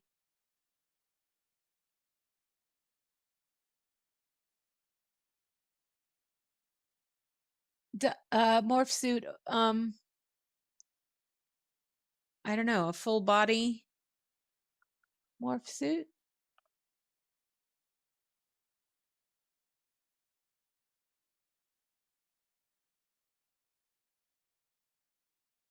A fencing mask? But as soon as I say fencing mask, we're going to get all kinds of fencing things.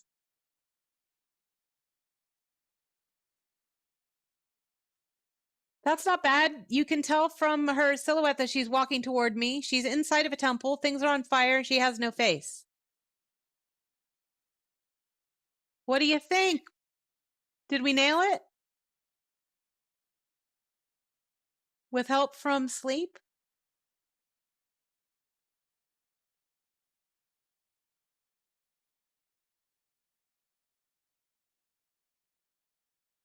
Woe's suggestion for Garbara Gita really added a lot. It put us firmly in the temple.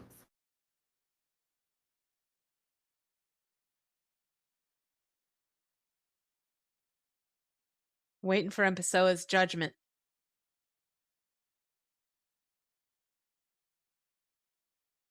And then I'll try fencing mask while we're here.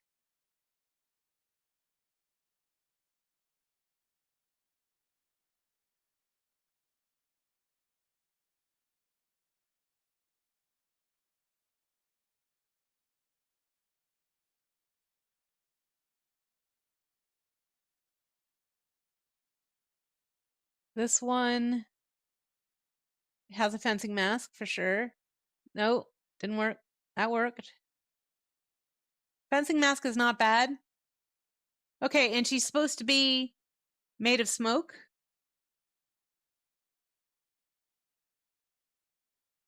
With a drip like smoke.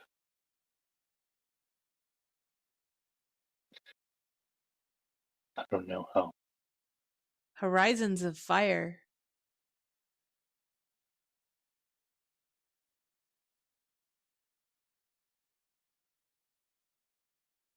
No, it just added smoke.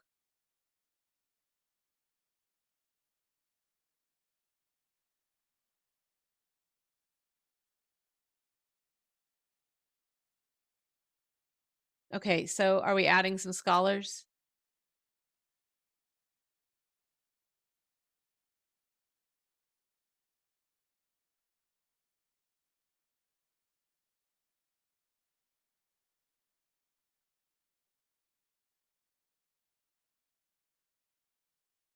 Okay.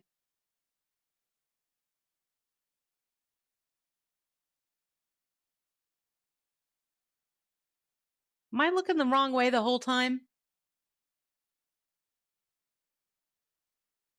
I need to mirror my image.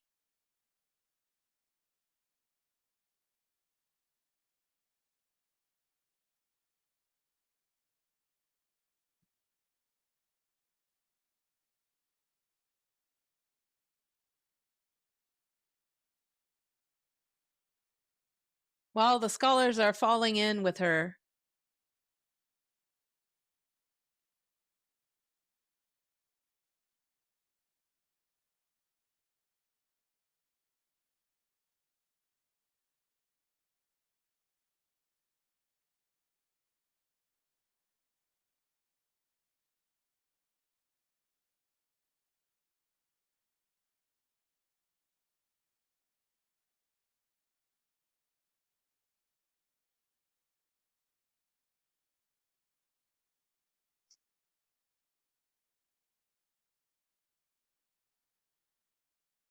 There we go.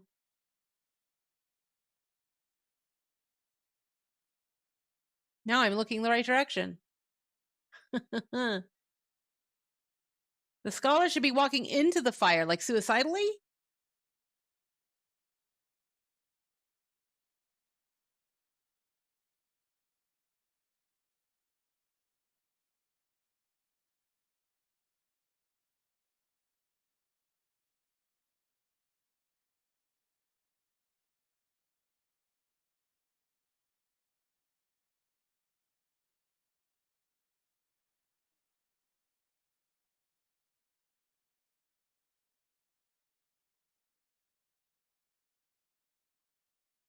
Oh. Man, I'm getting all involved in the story. Scholars should be walking into the fire. Perhaps they know they'll survive and it's cleansing.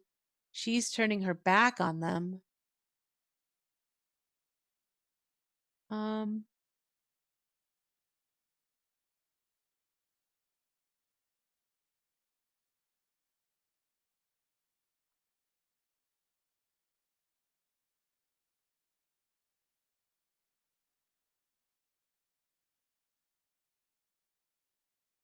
He's abandoning them. Okay, I'm trying interior shot temple scholars are burning in a fire. I'm just putting them directly in the fire just to see.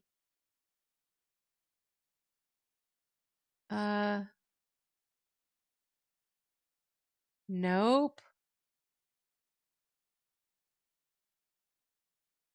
Interior shot. In the background, 3 temple scholars are burning in the fire. In the foreground. Hey, Clarinet, just wondering, are you familiar with Tatiana Tsigulova? I found her Midjourney workflow tips on LinkedIn really useful. I'm a bit confused about her title, though. Her LinkedIn header says Design Director Midjourney, but her most recent post says Creative Ambassador Perplexity AI.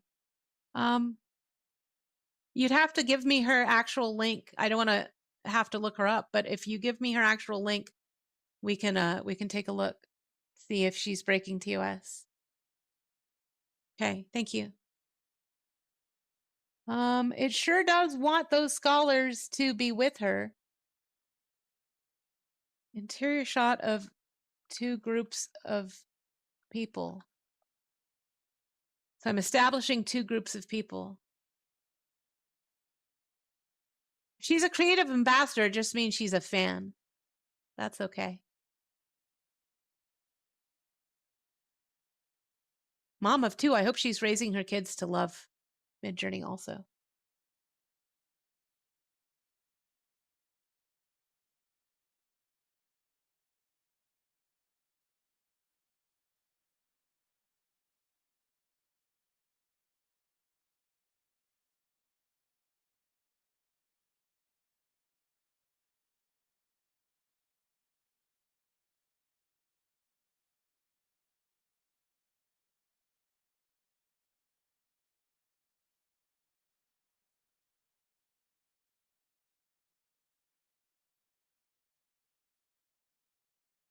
Okay. At this point, I am trying to create 2 groups of people. See if that helps. I'm also creating a background. I'm posing the burning scholars. And I am being completely ignored.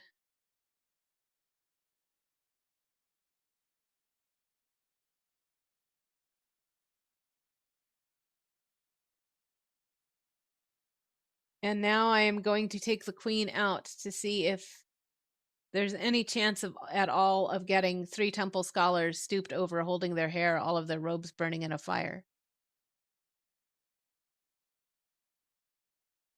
Okay.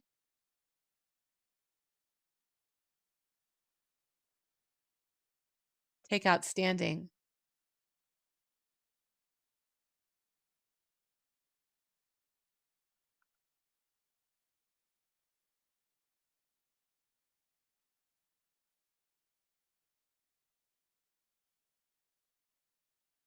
Now I'm adding more, I'm cowbelling it. I'm saying stooped, bent over, holding their heads, screaming.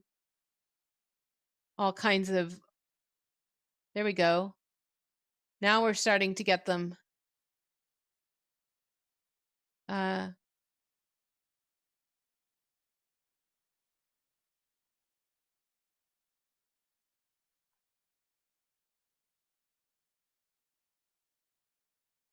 And I'm also going to change it up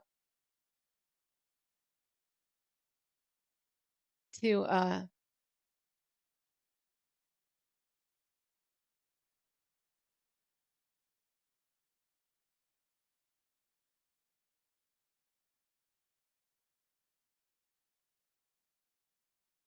several robed figures. I'm doing that so that if I say 3, the Midjourney is likely to try to arrange them in ways that it has seen 3 things presented before, right? 3 carries baggage of being arrayed in ways that are, like there's 3 people coming toward you, or there's 3, they're all triangulated, da da da. Notice as soon as I took out 3 and said several, first of all, we've got too many, but they're also free of that layout, of that symmetrical layout. Now they can all be on the left or all be on the right or whatever. So this looks about right for what Ampesoa wanted in the background. And 1D just pasted something that looks great for the foreground. How did you do that? Mannequin. It's a mannequin. It's A mannequin. an African Okay. African mannequin, and then that's what she's walking forward into a temple. And I'm just doing it on video now. The only thing is, she comes into sight, she starts to get facial features, so I have to just keep cowbelling mannequin, mannequin, mannequin. So we do not want any facial features. But I also put that when I did the picture, I put dash dash, no eyes, no ears, no, and it I ran it 15 times without the nose, and it didn't. It kept giving her ears and noses. As soon as I put the dash dash no, it did take them off. I ended up at first with copy video. I ended up with this at first, by the way. She would come from the darkness and turn white as she went into the light. I was like, what is going on there? I couldn't get it to. She would go black to white. How cool is that? But yeah, I thought, okay, we need to. But that's featureless, right? I mean, no ears, nothing.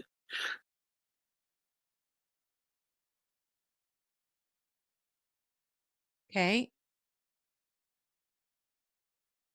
I'll give you the exact prompt that made her in the first place. That'll help, won't it?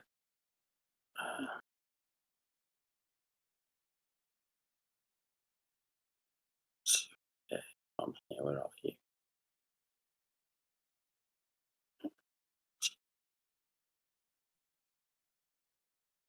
Right, but you'll see, you'll see lots and lots of cowbell here. Is close to Featureless, blank, featureless, flat. blank. Oh, nice.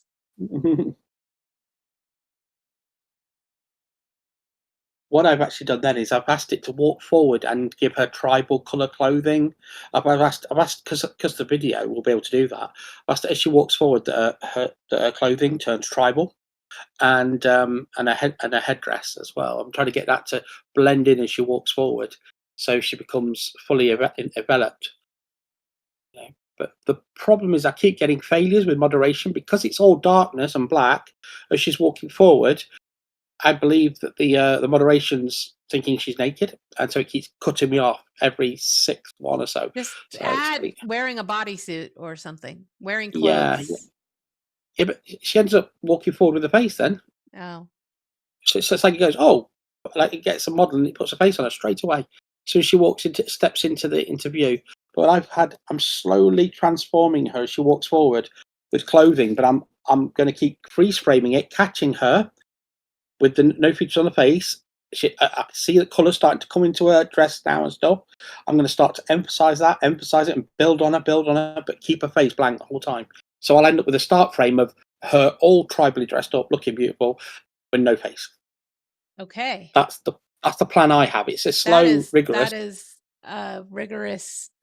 It is. But Midjourney won't do it otherwise. It seems. No. It's Midjourney won't do it.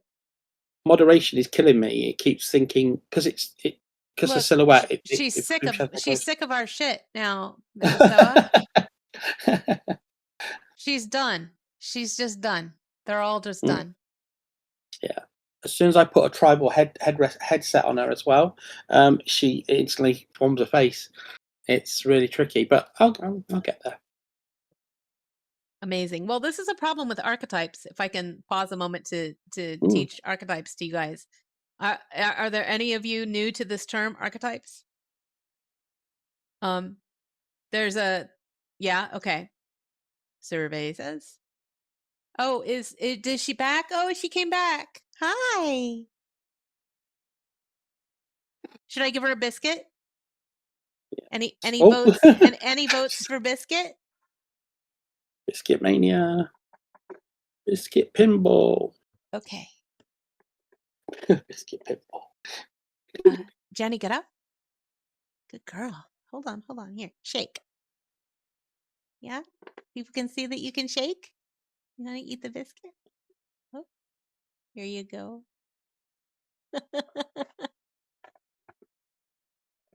Aw.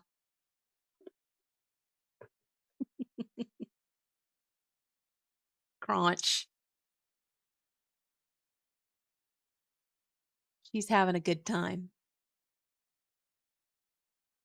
Yeah, I have to do it now.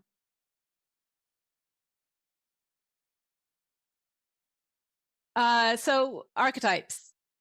Archetypes are what kind of, to Midjourney, what we think of as stereotypes. They're statistically dominant patterns in its training data. So if I say lumberjack, mountain biker chick, what do you think of? Lumberjack, right away you think, oh, it's a burly dude in a flannel shirt, and he's carrying an axe, and he's probably got a knit beanie on, and he's got a beard, and he's standing in a forest, and when I say the one word lumberjack, you get all of that, right? Right, statistically dominant, meaning the most likely to show up that way. Thank you, Ipsady. And in fact, a mountain biker chick is itself an archetype. We get a picture in our head when we hear that name, right? So Midjourney has the same thing. So if I say lumberjack, I don't have to describe the lumberjack. There's a whole archetype of lumberjack in there, and the same type of guy will show up every time I use the word lumberjack. But it's the same for everything, at every level. So if I say a face, the archetype of face, it has, 2 eyes, a nose, and a mouth, right? That's what face means. If I say unicorn, it's a horse with a horn. So if I want to say a unicorn without a horn, I can't say without a horn. I mean, the moment I say the word unicorn, it's a horse with a horn. Without a horn doesn't do anything. Unicorn, and if I use the word unicorn, it has to show a horse with a horn. Otherwise, it's not a unicorn anymore. Motion detected at front door, says Alexa. Ipsady, would you mind? So if I say face, it's going to have 2 eyes, a nose, and a mouth. So I have to contrive some way of doing that without saying the word face. Like, that's why I went immediately for mask and fencing mask and veil and mannequin, right? Because then we're not using the word face or faceless, which contains the word face.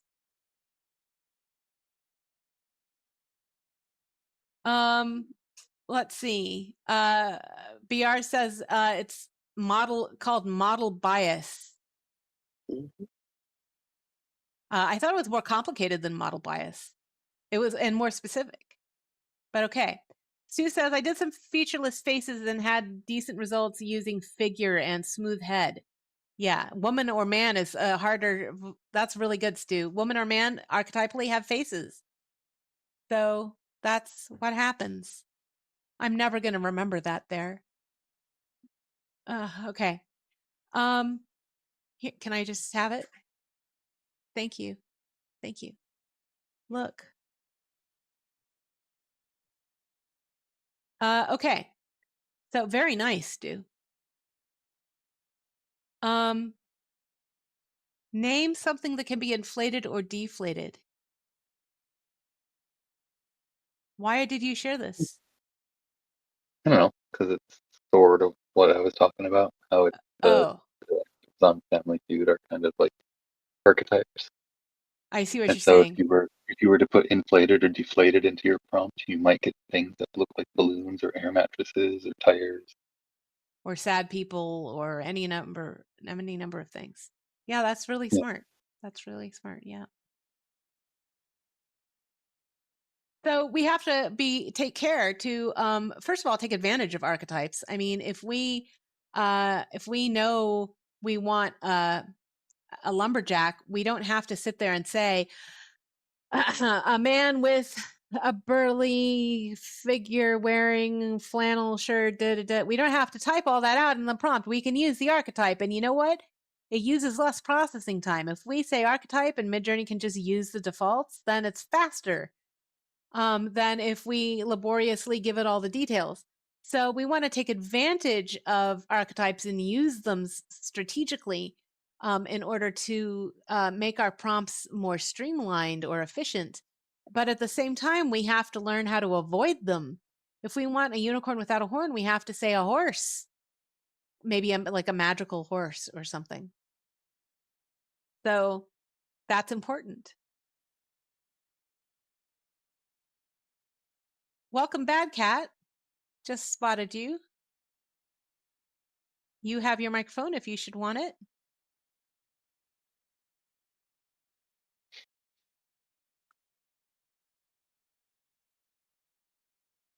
Lumberjane. Right.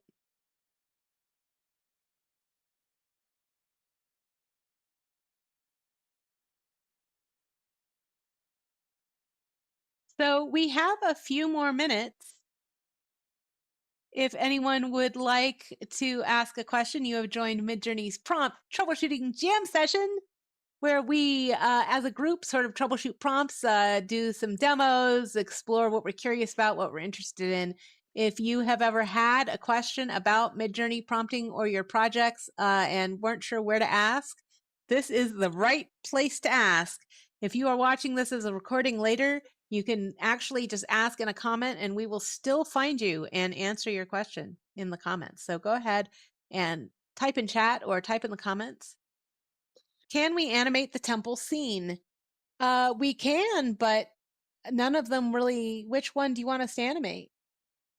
None of them really worked out. None of mine did. So I'm doing my old. I'm building the character so I can make a character sheet with her, get a 360-degree turnaround as a black with no face, and then I'm going to walk into the temple because I've got control then. Okay. So I'm going to connect you to 1D for that. Oh, episode knows me. We know each other well. Constantly in Learning Pro with us.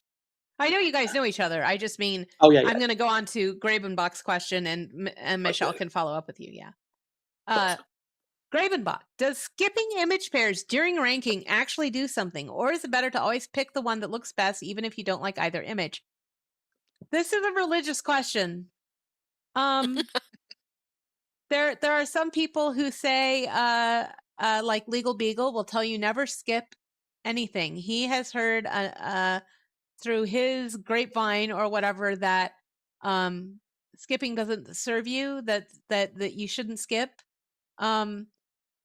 I, on the other hand, love my P code and I skip like 98% of what I see, because if it's shitty, I don't want it. I don't want to vote. I can't make myself vote. It's not honest.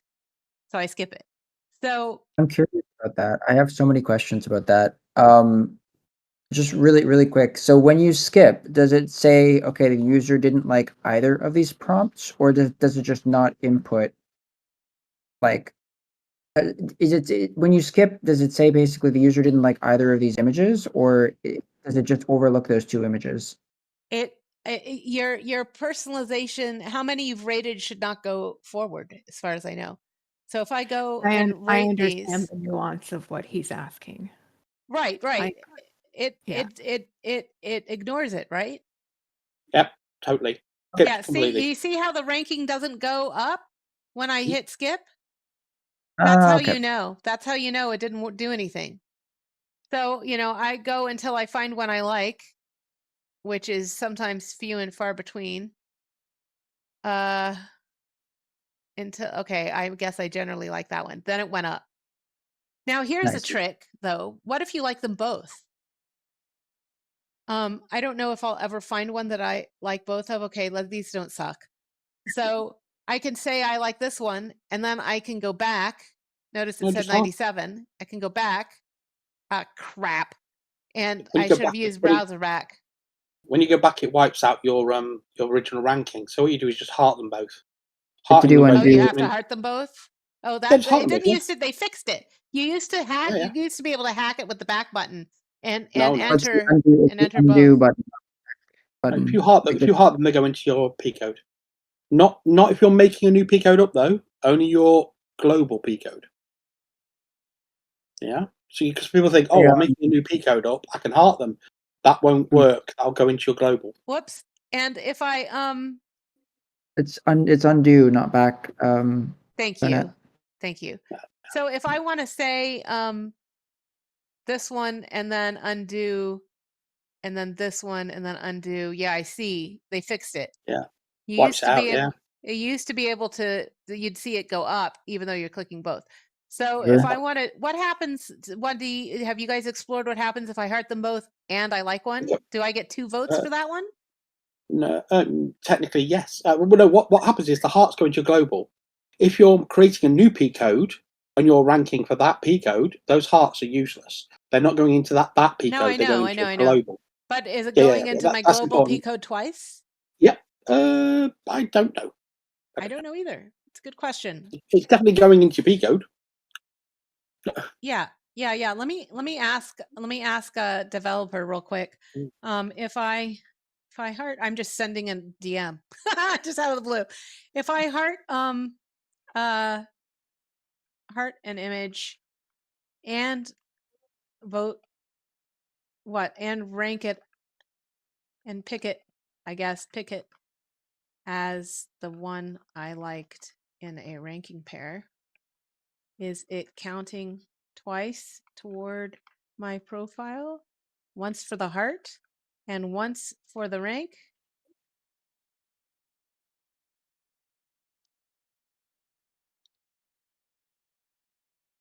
Okay, let's see if we can get that answered. It might be tomorrow that I learn it or next time we talk. Okay. Clarinet, I've saved these MJ creations in hopes of someday figuring out how they were prompted. I have no info on the creator prompts tool, Niji or not. Can you offer probable details or directions?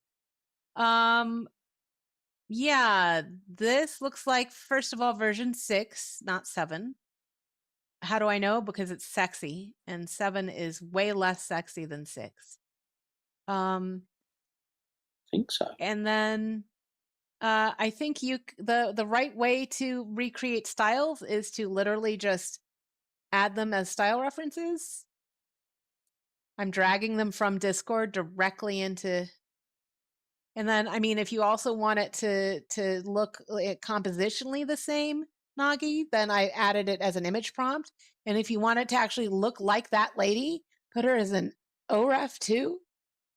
And then you can just say like a young woman in, I don't know, in a cutoff jacket and, I don't know, body armor, stands against a colorful wall. The really minimal prompt. It's a really minimal prompt because so much of what's happening in this prompt is in this image is going to come from the image references. Doing this in 7. So will it be sexy? Probably not. She'll probably be fully clothed and wearing a burqa. I don't know. I'm mad at 7 for not being sexy enough. I think you're just prompting the wrong things. 7, I think, is actually more sexy than Okay, 6. all right. But to the point of it's like, oh my goodness, that's a little. It's almost like Niji. 7 is. It's that sexy. Okay, I'm It gonna really get is. sexy then. I don't prompt sexy in 7. It gets to the very point of, oh my goodness, that's almost not safe for work. It's so sexy. But it's not breaking the rules. There'll be or it's just there on the tip of tipping point.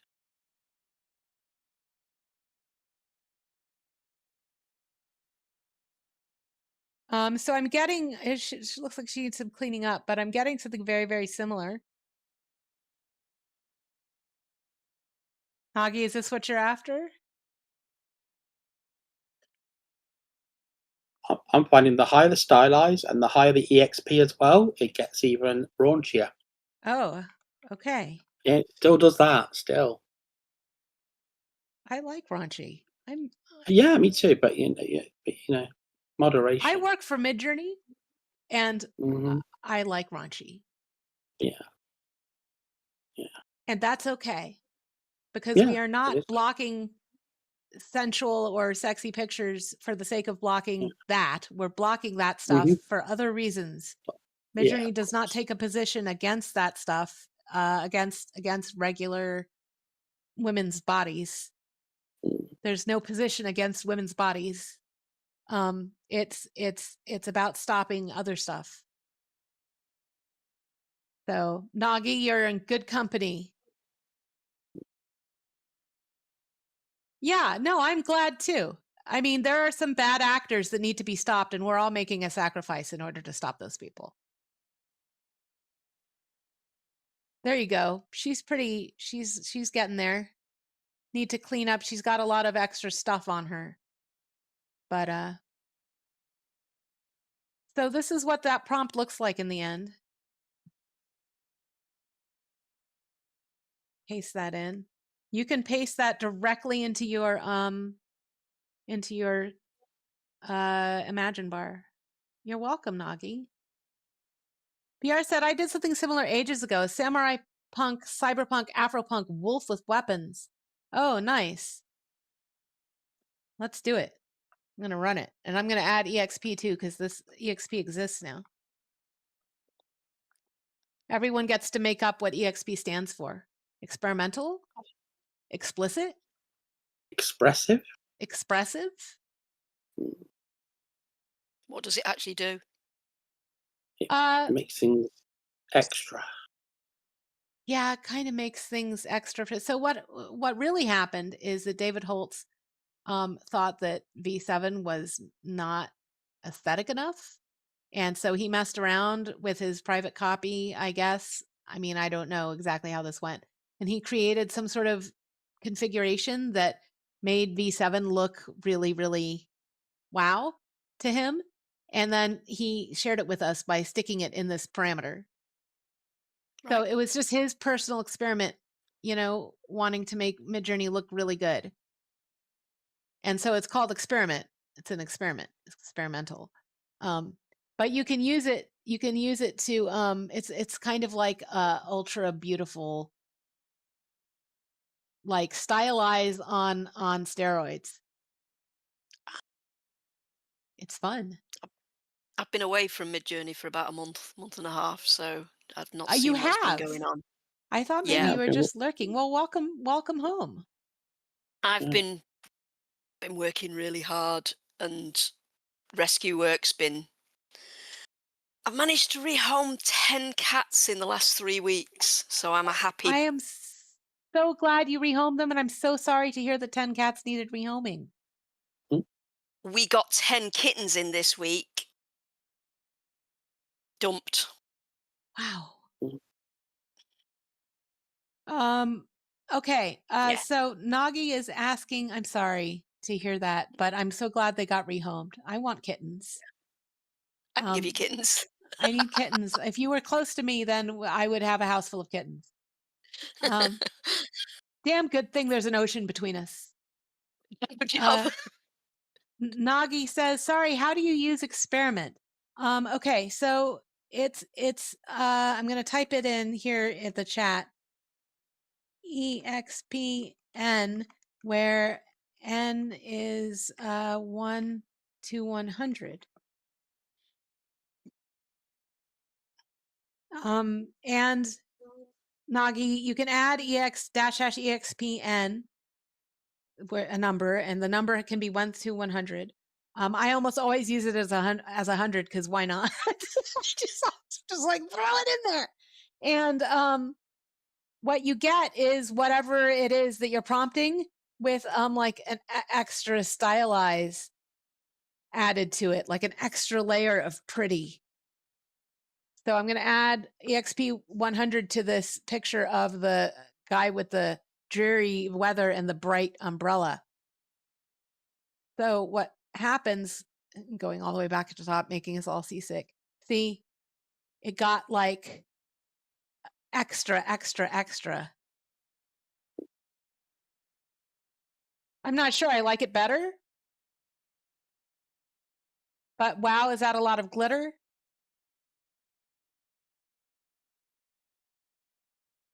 And it mixes, so you can take up regular stylized too, and you can add your P code, and really go nuts. That looks great, BR. Your Samurai Wolf looks amazing. I would play that game. I would suck at that game, and I would have you play it, and I'd watch you play it.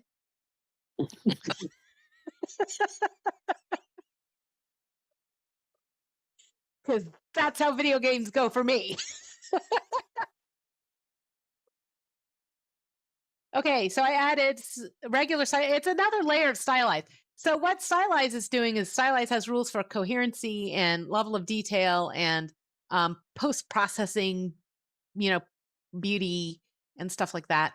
And EXP does too, but Okay. tweaks a little differently. So EXP is kind of like its own stylized, like an extra stylized. No. Yeah.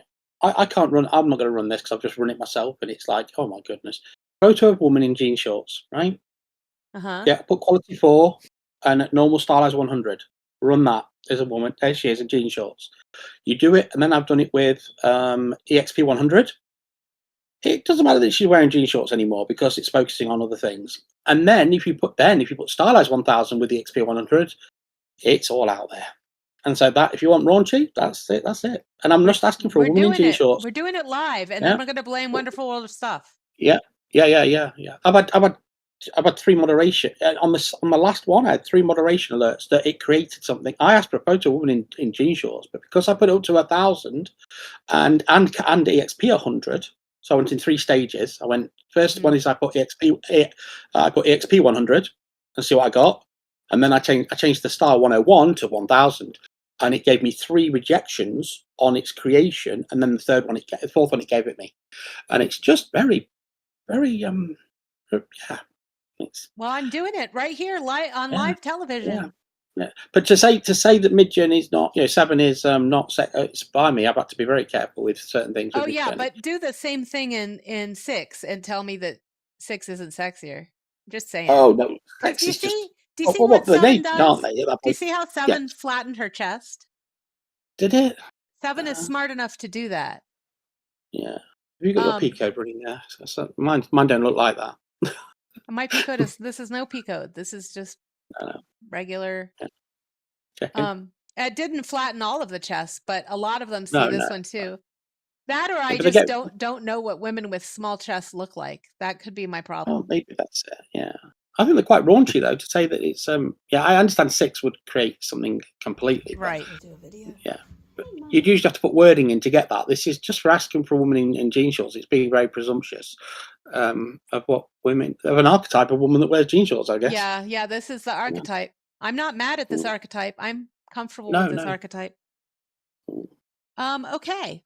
So I like to make the point that because a lot of people are uncomfortable with Midjourney's moderation, and like they get frustrated with it, right? And and I find it useful in this community to make the point that as a community we are not what's the word? Can't remember the word. Anyway, we're not the community and Midjourney itself. The terms of service are not trying to stop you from enjoying pinups or whatever, right? But there's such thing as images that we want no one to make, and you wouldn't want them to make those images either. And so we go ahead and when we sign up for Midjourney, we consent to allow Midjourney to do whatever it takes to stop those people. And we have to work around what they're doing to stop those people. Yeah. And also it shows the moderation is really good, because I had 3 rejections on that same prompt you just ran 3 times. So it obviously did give a nip slip or something, but it wouldn't let me see it, which is great, because that's it. So it is doing something there, but the moderator's going, no, can't do that.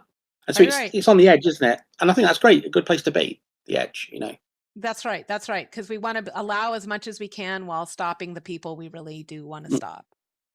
So I hope that makes sense.